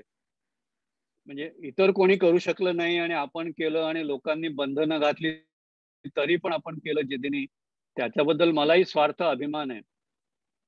पण एक प्रॉब्लेम सॉल्व्हिंगच्या दृष्टीने जर मी विचार केला स्वतःसाठी की बा याच्यात असले रिॲक्टर्स परदेशामध्ये लोकांनी बांधलेले आहेत, तर त्यांनी बांधले तसेच तुम्ही पण बांधले, त्यात नवीन काय केलं? आणि असा जेव्हा मी विचार करू लागलो तेव्हा मग माझ्या लक्षात आलं की म्हटलं आपण आपल्या इकडे इतके कॉलेजेस आहेत, इतक्या युनिव्हर्सिटीज आहेत, आणि कसं आहे की कुठले देश जे पुढे येतात ते त्यांच्या नाविन्यपूर्ण तंत्रज्ञानामुळे पुढे येतात. हे जे पुढारलेले देश आहेत त्यांच्याकडे प्रत्येकाचं आपापले काहीतरी नाविन्यपूर्ण तंत्रज्ञान आहे. उदाहरणार्थ फिनलंडची एका ठराविक कालखंडात नोकियामुळे झटकन प्रगती झाली. काही ठिकाणी स्वित्झर्लंडमध्ये मागे म्हणत असतो, आता नाही पण पूर्वी कसं की स्वित्झर्लंड म्हणजे घड्याळ, त्याच्यामुळे ते स्वित्झर्लंडमध्ये एक म्हणजे ते प्रसिद्धी मिळाली, तिथे बऱ्याच लोकांची उपजीविका चालते. तसं प्रत्येक देशाची काही काही नाविन्यपणे जगाने नाही केलं पण आम्ही करून दाखवलं. आणि असेच देश हे जगातले बलाढ्य देश, जगातले पुढारलेले देश म्हणून पुढे येतात. आणि म्हणून मग मी तेव्हा विचार केला की याच्यामध्ये म्हणजे आपल्याकडे असं नवीन काय आहे की जगात कुठेच झालेलं नाही. आणि मग मला हे शोधणं खूप कठीण गेलं की असं काही सापडे ना. मग मी विचार केला की अशी का परिस्थिती आहे, आणि त्याचं मूल मला आपल्या शिक्षण पद्धतीत सापडलं की आपण आपल्या शिक्षण पद्धतीत मुलांना कॉपी करायला शिकवतो. आपण आपल्या शिक्षण पद्धतीत काहीतरी नवीन केलं तर त्याच्यामध्ये म्हणजे ते स्वप्नपत वाटतं, ते होईल का, रिस्क घ्यायची नाही. आणि अशी मानसिकता निर्माण झाल्यामुळे आपल्या इथे म्हणजे आपण आता नवीन तंत्रज्ञान खूप करतो, पण म्हणजे इतर देशामध्ये मोबाईल निर्मिती, मोबाईलमध्ये कितीतरी वेगळ्या वेगळ्या प्रकारची तंत्रज्ञान आहे. आता आपण मोबाईल निर्मिती करू, इथे प्रोडक्शन करू, पण त्याचं जे मूलभूत तंत्रज्ञान आहे त्याच्याबद्दल काय, किंवा इतर नवीन गोष्टीबद्दल आपण ते तंत्रज्ञान आपण आपल्या इथे आपल्याच संशोधनातनं ज्ञानातनं निर्माण करू शकू का, हा खरा प्रश्न आहे. आणि मग जेव्हा ग्रामीण भागाच्या संदर्भात विचार केला तर तेच तिथे म्हणजे शहरी भागातच ही परिस्थिती आहे, ग्रामीण भागात ही परिस्थिती आणखीन गंभीर आहे. त्यामुळे म्हणजे माझं असं मत झालंय की आपण ग्रामीण भागामध्ये तरुण मंडळींना याबद्दल म्हणजे सक्षम तर केलंच पाहिजे, पण त्यांना त्याची जिद्द पण निर्माण केली. त्यांना वाटलं पाहिजे की नाही आपण हे करू शकतो, हे आव्हान आपण पेलू शकतो. आणि हे मोठं चॅलेंज जरी असलं तर याच्यामध्ये एक मोठी संधी आहे. मी स्वतः एक मोठा उद्योजक म्हणून पुढे येऊ शकतो, आणि अशी उदाहरणं आहेत, नाही असं नाही. पण तसली मानसिकता निर्माण झाल्याशिवाय, नाहीतर मग 10वी झाली की कुठेतरी क्लार्क म्हणून चिकट, किंवा मग कॉलेजसाठी म्हणून जवळच्या शहरात जा. तर हे जे म्हणजे ज्याला आपण म्हणतो मनी ऑर्डर इकॉनॉमी, कोणीतरी घरातलं एक जण तिकडे जायचं, तिथं नोकरी करायची आणि मनी ऑर्डर पाठवायचं, त्याच्यावर अशाने काही प्रगती होणार नाही आणि अशाने काही विषमता दूर होणार नाही.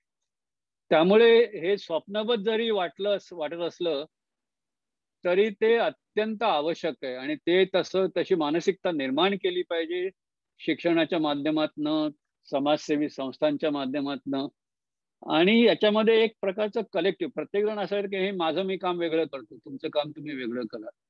मग प्रत्येकाने आपापली कामं केली तर ती छोटी छोटी कामं राहतात, चांगली कामं असतात, त्याच्यात योगदान होतं नाही असं नाही, पण या मोठ्या गोष्टी घडत नाही. आणि म्हणून त्याला एकत्रितपणे काम करण्याची पण जिद्द निर्माण झाली पाहिजे.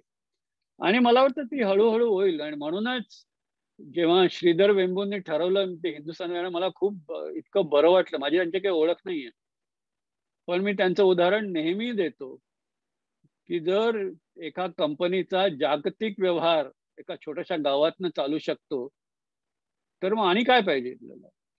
पण त्यांनी ते धाडस केलं. ते म्हणजे इतर काही उद्योजक मित्र आहेत त्यांना मी विचारलं तर ते म्हणाले की नाही, हे काही टिकणार नाही. ती नेहमीची मानसिकता तिथे पण मला जाणवली, उद्योजक असून सुद्धा. तर याच्याला पण मात केली पाहिजे. तुम्ही बांबूचं उदाहरण दिलं. बांबू ही खरं म्हणजे केवढी मोठी संपत्ती आहे. पण मला सांगा की भारतामध्ये म्हणजे बांबू जेव्हा फुलाला येतो 11 वर्षाने, 12 वर्षाने, 14 वर्षाने वेगळ्या वेगळ्या ठिकाणी, पण तोपर्यंत तो संबंध बांबू जर वापरला नाही तर तो संबंध वाया जातो.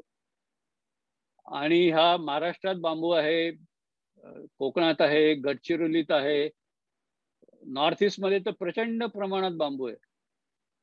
आणि बांबूची पिकं दर 10-12 वर्षांनी वाया जातात आपल्या देशात.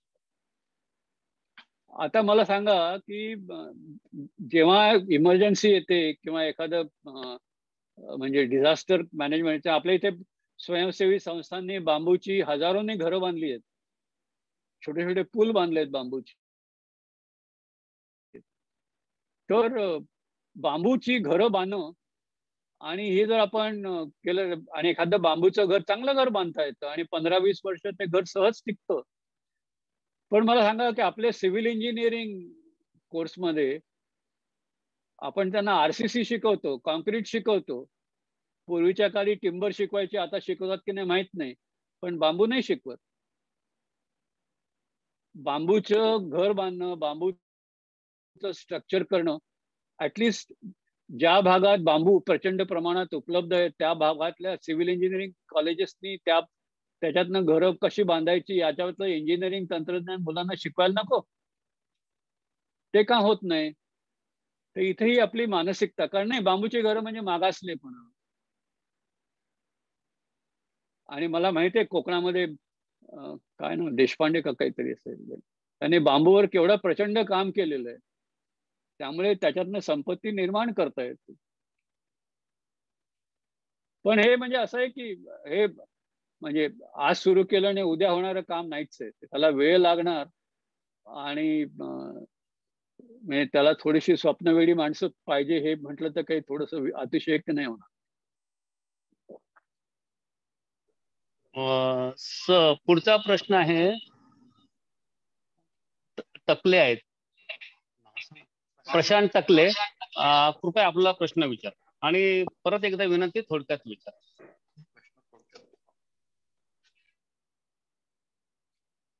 अनम्यूट करा, तुम्ही म्यूट आहात.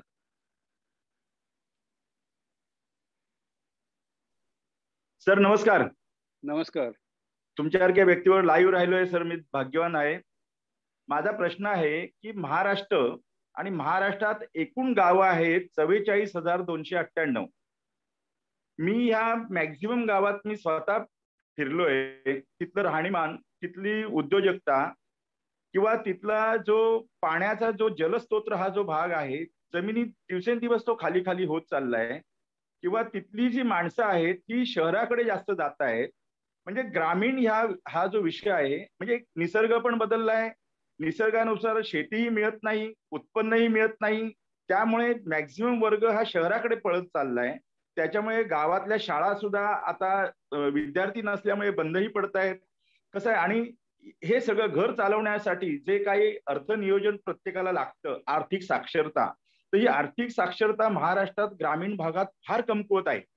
मी आता रत्नागिरीत राहतोय. माझ्या रत्नागिरी जिल्ह्यातल्या मी 1543 गावात मॅक्झिमम फिरलोय.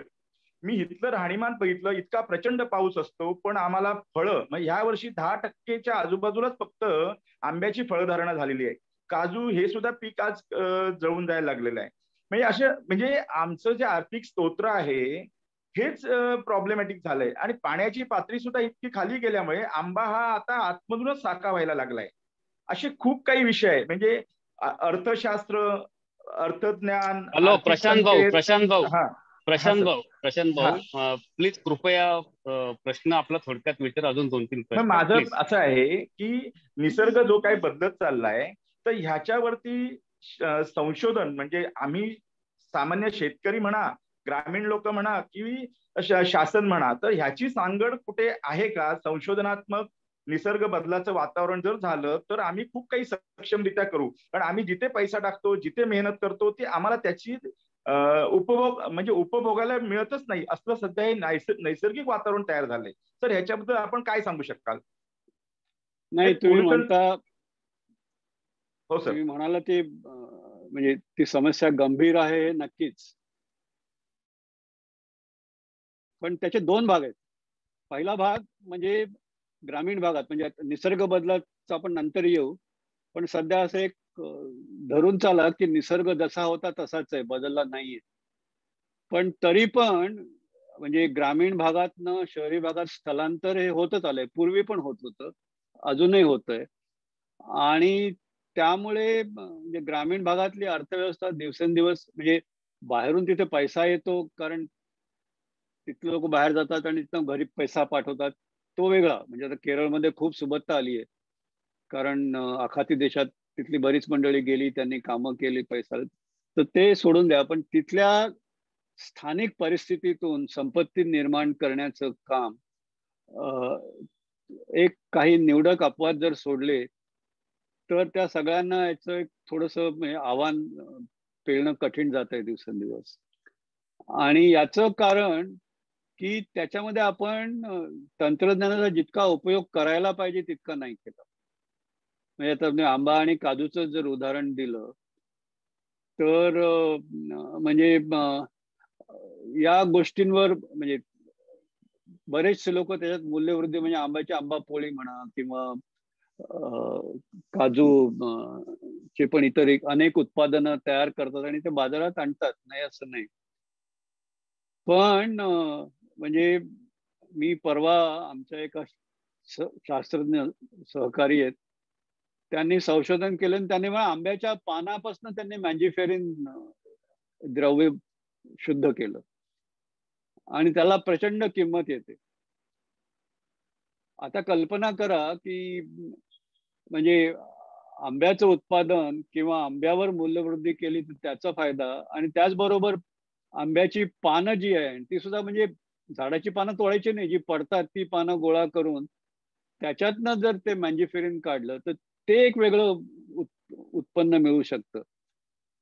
असंच म्हणजे परवा रत्नागिरीच्या जवळ एका गावाचं नाव नाही आठवत मला, पण तिथे आपले इन्स्टिट्यूट ऑफ केमिकल टेक्नॉलॉजी मध्ये तिथले जे शास्त्रज्ञ मॅडम आहेत त्यांनी म्हणजे काजूपासून वाईन, आंब्यापासून वाईन, जांभळांपासून वाईन, अशी एक वायनरी तिथे तयार केली.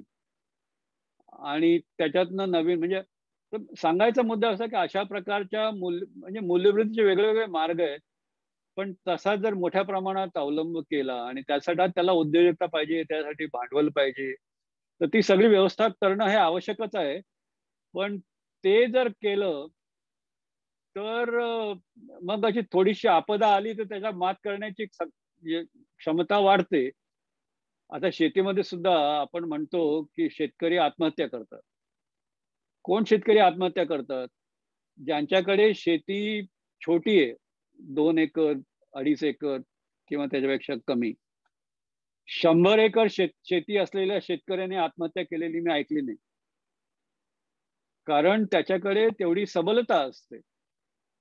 तसंच हॉर्टिकल्चरच्या बाबतीत सुद्धा जर आपण म्हणजे अशी परिस्थिती निर्माण केली की प्रत्येकाने त्याच्यातनं संपत्ती कमवून वाढवून एक ज्याला आपण म्हणतो की ते व्हायबल एंटरप्राइज तयार केलं, तर त्याची अशा नवीन आपदा जर आल्या तर त्यांना सामोरे जाण्याची क्षमता वाढते.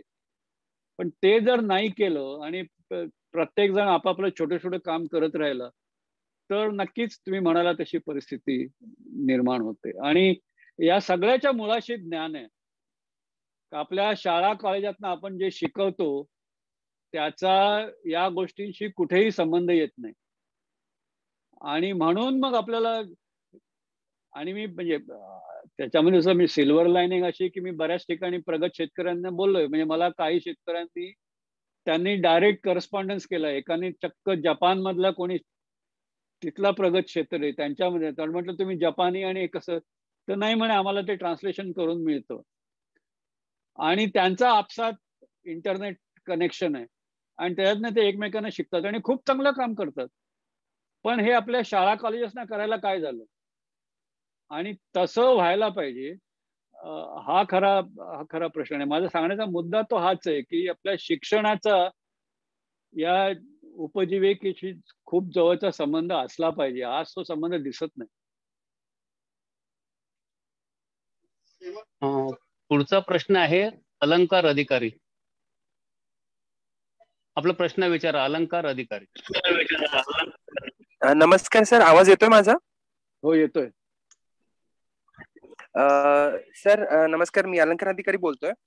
मला तुम्हाला एक प्रश्न विचारायचा की सिलेशीची जी संकल्पना आहे त्याच्याबद्दल मला जास्त माहिती कुठे मिळेल आणि मला कसं जोडता येईल, हा एक प्रश्न आहे. कारण जसं तुम्ही मगाशी म्हटलात की नंदुरबार आणि गडचिरोली ह्या ठिकाणी तुमचे आकृती म्हणजे बीआरसी माध्यमातून प्रोजेक्ट जे चालू आहेत, तर त्याच्याबद्दल पण मला अजून कुठे माहिती मिळेल, हा प्रश्न मला विचारायचा आहे तुम्हाला. कारण मी तुम्हाला म्हणजे ऑनेस्टली सांगतो की पर्सिस्टंट सिस्टम लिमिटेड एक पुण्यातली सॉफ्टवेअर कंपनी आहे. त्या कंपनीमध्ये मी आता काम करतो. पण मला मी रायगडचा आहे मूळचा. मला तिथे स्वतः जाऊन आमचं जे पारंपरिक शेतीचं आहे, कारण आता सध्या तिथे प्रचंड पाणी पडून सुद्धा, पाऊस पडून सुद्धा शेतकरी अगदी पोटाला मिळेल एवढंच धान्य कमवतोय, ह्याच्या पलीकडे त्याचा कुठलाच व्ह्यू नाहीये.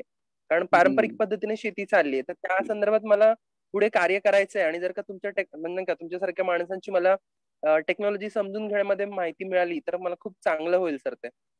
धन्यवाद. धन्यवाद. तुम्ही पुण्याला असता? हॅलो,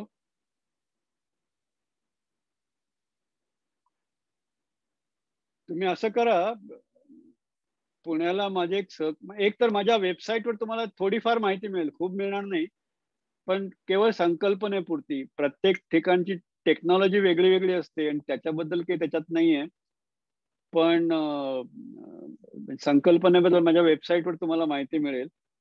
तसंच तुम्ही गडचिरोलीला जर ते STRCच्या वेबसाईटवर गेलात तर तिथे पण तुम्हाला पुष्कळ माहिती मिळेल. आणि मला वाटतं ते STRC@गोंडवाना युनिव्हर्सिटी असं जर टाईप केलं तर तुम्हाला सापडेल ती वेबसाईट. तिथे तुम्हाला याची माहिती मिळेल. आणि तुम्ही जर पुण्याला असलात, पुण्याला माझे सहकारी असतात अजित पाटणकर, ते पण माझे सहकारी होते BRC मध्ये. ते याच्या बाबतीत पुष्कळ काम करतात. ते त्यांच्याशी संपर्क केला तर ते पण सांगू शकतील तुम्हाला. पुढचा प्रश्न आहे संतोष वजे. संतोष वजे, आपला प्रश्न विचारा. नमस्कार सर. नमस्कार. मी संतोष वजे अलिबागहून बोलतोय. म्हणजे तुम्हाला जवळची खूण सांगायची झाली तर मी हेवी वॉटर प्लांट मध्ये काही वर्ष काम केलेलं आहे. थळच्या.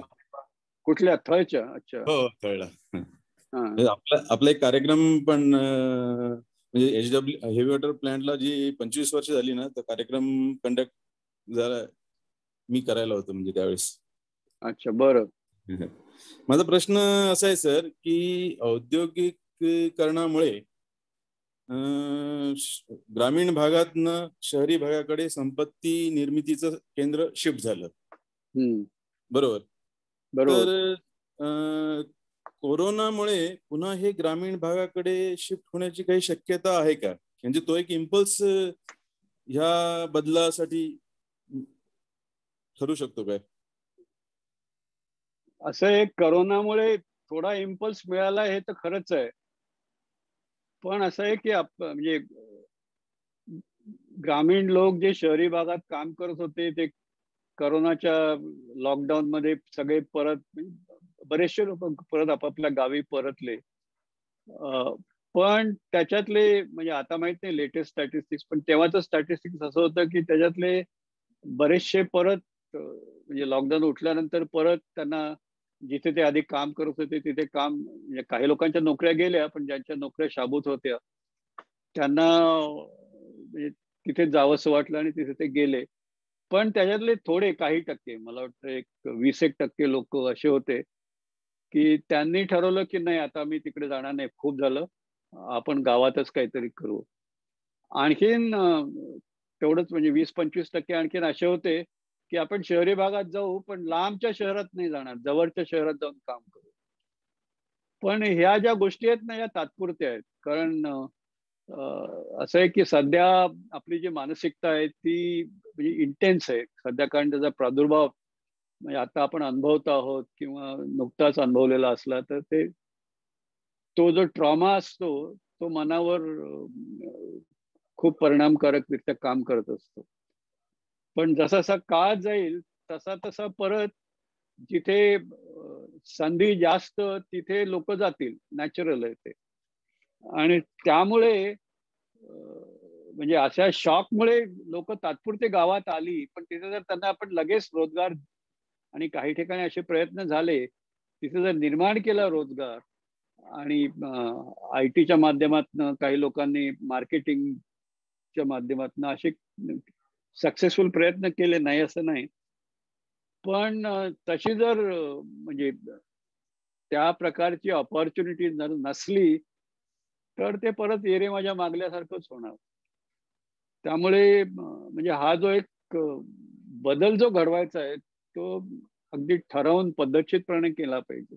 आणि म्हणजे परत परत रिपिटेशन जरी झालं तरी सांगतो, आणि याचं सगळ्यात महत्वाचं कारण म्हणजे ग्रामीण भागातली शिक्षण आणि संशोधनाची सोय.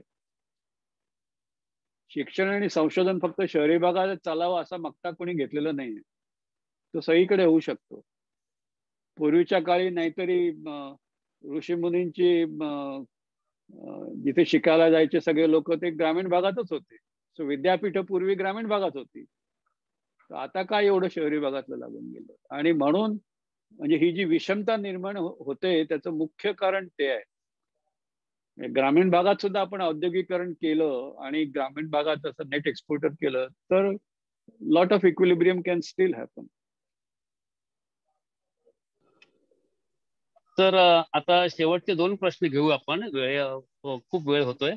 तर आता अतुल वैद्य, तुमचा प्रश्न आहे, तुमचा प्रश्न विचार.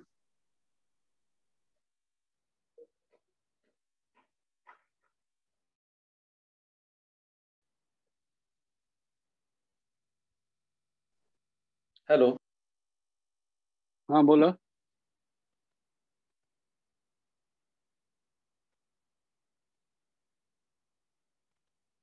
अनम्यूट करा, तुम्ही म्यूट आहात. हॅलो. हा बोला. हा, पेड मधून बोलतोय सर. मला इथे उपस्थित राहायला संधी दिली म्हणून आनंद पाटील यांचे मी आभार मानतो. आनंद पाटील आणि आम्ही एकत्र शिकायचो. 92ला आम्ही इंजिनियर झालो आणि आपली गावं न सोडता गावात राहूनच काही स्वतःचा रोजगार करावा अशा पद्धतीने आम्ही काम करतोय. पेडमध्ये गागोदे पण आहे आणि आम्ही इकडच्या स्थानिक लोकांना रोजगार देण्यासाठी पण अनेक प्रयत्न करत असतो. मगाशी तुम्हाला अधिकारीने प्रश्न विचारला. सर, खरं तर रिसोर्स पर्सनची खूप गरज लागते आम्हाला. आम्ही इथे ज्या ऍक्टिव्हिटीज करतो, आता तुम्ही जे सिलेजची जी संकल्पना मांडलीत, तर आम्ही इकडे जिओग्राफिकल इंडिकेटर्स वगैरे हा जे नवीन कन्सेप्ट आहेत या पद्धतीने लोकांनी काम करावं म्हणून सुद्धा काही अवेअरनेस कॅम्प्स वगैरे घेतो एनजीओच्या मार्फत. सिरियस मार्केटिंग हा पण एक प्रकार आम्ही सुरू केला की स्थानिक जे छोटे छोटे व्यवसाय करणारे लोक आहेत त्यांना वेगवेगळ्या कन्सेप्ट मॅनेजमेंटच्या आणि मार्केटिंगच्या समजावत म्हणून. पण सर, मोठी अडचण अशी येते की मुंबई जवळ असल्यामुळे बरेचसे लोक मुंबईत अडकतात. पण असं तुमच्यासारख्या संस्थांमधून किंवा अजून कुठून आम्हाला जर रिसोर्स पर्सन मिळालं तर त्याची खूप आवश्यकता आहे. त्यामुळे यासाठी काय करता येईल असं जरा मला विचारायचं होतं. नाही, असं आहे, मी म्हणजे माझ्याकडे असे काही माझं स्वतःच सगळं एकला चालू आहे. मी काय आणखी माझ्याकडे इतर मंडळी अशी वेगळी काम करणारी मंडळी नाही आहेत किंवा माझी संस्था पण नाहीये. I have no NGO. पण जिथे जिथे कामं चालू आहेत तिथे तिथे तिथल्या स्थानिक मंडळींनी ते सगळं काम उभारलं. म्हणजे गोपालपूरचं, त्या गोपालपूरच्या सोयीच्या लोकांनी उचललेलं आहे. गडचिरोलीचं तिथल्या मंडळींनी उचललेलं आहे. नंदुरबारचं तिथल्या मंडळींनी काम उचललेलं आहे. असं जर तिथल्या लोकांना, स्थानिक लोकांना जर गोळा केलं तर, कारण असं आहे की म्हणजे एखाद दुसरे येतात असे की ते ठरवतात की आता मला ग्रामीण भागात काम करायचं, पण हे अपवादात्मक असतं. आणि माझी अशी आशा आहे की भविष्य काळात त्यांचा आकडा वाढेल. पण आता तरी स्थानिक मंडळींनीच एकत्र येऊन, पण ते एकत्र येणं म्हणजे सगळ्या प्रकारचं, म्हणजे they have to create an ecosystem. मग त्याच्यात शाळा पण आल्या, कॉलेज पण आल्या, उद्योजक आले, इतर समाजसेवी संस्था आल्या.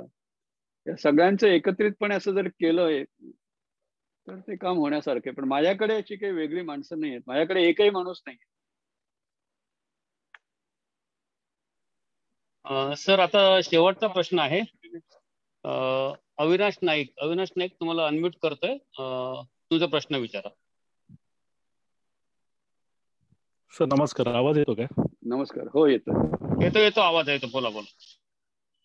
सर आपण म्हणाल्याप्रमाणे जे आकलन आम्हाला झालं त्यामध्ये ग्रामीण भागाचे जे मूळ मुद्दे आहेत त्याच्यात जे आम्हाला वाटतं की शिक्षणाचा दर्जा, इन्फ्रास्ट्रक्चर, ग्रामीण भागात तयार होणारं एक मालाचं ब्रँडिंग जे कधी होत नाहीये, आणि मग त्याच्यातूनच पुढे वाढत जाणारी स्केलेबिलिटी त्या प्रॉडक्टच्या अनुषंगाने, हे सर काही मुद्दे म्हणजे आम्हाला जे वाटतात ते, म्हणजे मला जे आकलन झालं सर तुम्ही बोलताना. आता अशा वेळी sir digital transformation, industry revolution 4 किंवा ज्या अजून आय मीन ज्या अलग अलग टेक्नॉलॉजी आहेत त्यांची जोड प्लस एक पॉलिटिकल इच्छाशक्ती ही पण सर याच्यात महत्वाची आहे. कारण वोकल फॉर लोकल असं आपण म्हणतोय ते कंट्री लेवलला आहे, आणि तुमचं सिलेज जे तुमची संकल्पना आहे सर, जे स्वप्न आहे ती मला वाटतं अजून थोड्या खालच्या लेवलला आलेली आहे आणि ग्रामीण लेवलपर्यंत ती रूट व्हायचा तुम्ही प्रयत्न करतात, रूट करायचा प्रयत्न करतात सर. तर हे अंडरस्टँडिंग आमचं बरोबर आहे का? आणि याच्यात पॉलिटिकल इच्छाशक्ती जी आहे ह्याचं महत्व किती असणार आहे आणि किती असावं? Thank you sir. थँक्यू. नाही, बरोबर आहे तुमचं म्हणणं, पण माझं स्वतःचं मत असं आहे की एकूण म्हणजे विकासाची जी योजना करायची किंवा प्लॅनिंग करायचं, त्याचे सगळंच जर टॉप डाऊन करायचं ठरवलं तर ते होत नाही. कारण असं आहे की प्रत्येक ठिकाणची परिस्थिती वेगळी असते. त्यामुळे काही मोठ्या मोठ्या गोष्टी सोडल्या. आता म्हणजे न्यूक्लिअर पॉवर प्लांट बांधायचा झाला, न्यूक्लिअर पॉवर प्लांट बांधायचा हा अर्थातच सेंट्रलाइज पद्धतीने, म्हणजे गावाच्या लेवलवर ते करणं अशक्य गोष्ट आहे. त्याचा आउटले जास्त असतो, सगळंच वेगळं असतं. किंवा एखादा एअरपोर्ट बांधायचं झालं तर ही जी कामं आहेत ती सेंट्रलाइज प्लॅनिंगच्या आधारे करणं हे अपरिहार्य आहे. पण शेती आणि संबंधित गोष्टी किंवा म्हणजे वॉटरशेड स्तरावर पाण्याची व्यवस्था किंवा ग्रामीण भागात इतर संधी उपलब्ध करून देण्यासाठी लागणारं तंत्रज्ञान, या गोष्टी केंद्रीय स्तरावरनं करणं हे चूक ठरेल असं माझं मत आहे. या गोष्टी विकेंद्रित पद्धतीनेच व्हायला हव्या. म्हणजे ज्या गोष्टी आपण, म्हणजे आता मी 2-3 ठिकाणी काम करतोय, ज्या गोष्टी गडचिरोलीमध्ये चालतील त्या नंदुरबारला नाही चालणार. त्यामुळे तिथलं जे प्लॅनिंग आहे ते तिथल्या लोकांनीच तयार करायला पाहिजे. त्यामुळे माझी संकल्पना अशी आहे की जे गव्हर्नन्सचं सगळ्यात छोटं युनिट म्हणजे ब्लॉक लेवल डेव्हलपमेंट. आणि आपल्या इथे म्हणजे तशी विकेंद्रित राज्य व्यवस्था पण आहे, अर्थात ती त्या पद्धतीने चालत नाही, ती गोष्ट वेगळी. पण कन्सेप्च्युअली आपली जी व्यवस्था आहे ती तशीच आहे की काही गोष्टी सेंट्रल गव्हर्नमेंटच्या लेवलवर, काही गोष्टी स्टेट गव्हर्नमेंटच्या लेवलवर, आणि काही गोष्टी अत्यंत विकेंद्रित स्वरूपात. पण त्याचं जे प्लॅनिंग आहे ते म्हणजे वरून काहीतरी येतं की तुम्ही या योजनेमध्ये आपल्याला 1000 विहिरी खणायच्या आहेत किंवा इतकी शेततळी बांधायची आहेत किंवा इतके बंधारे बांधायचे आहेत, असं करण्यापेक्षा त्यांनी जर म्हणजे किंवा पाण्याच्या बाबतीत इतकं करायचंय, शिक्षणाच्या बाबतीत इतकं करायचंय, स्वास्थ्याच्या बाबतीत इतकं करायचंय, आणि प्रत्येक त्याचं प्लॅनिंग जर लोकल स्तरावर केलं आणि त्याला म्हणजे लोकल मंडळींची सक्षमता इतकी वाढली पाहिजे की त्यांनी ते डिटेल्ड प्लॅनिंग करून मग चीफ सीईओ जो कोणी असेल, चीफ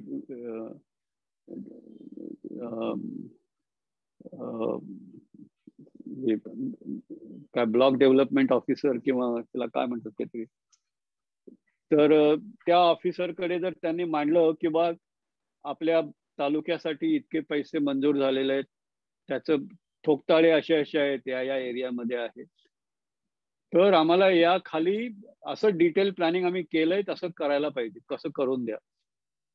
अशा पद्धतीने जर कामं झाली तर ती मला वाटतं अधिक चांगली होतील. आणि काही काही ठिकाणी तसं होतं पण आहे. आणि इथे जर लोकल लोकांनी जर जास्त त्यात पुढाकार घेतला तर ही कामं चांगली होतात.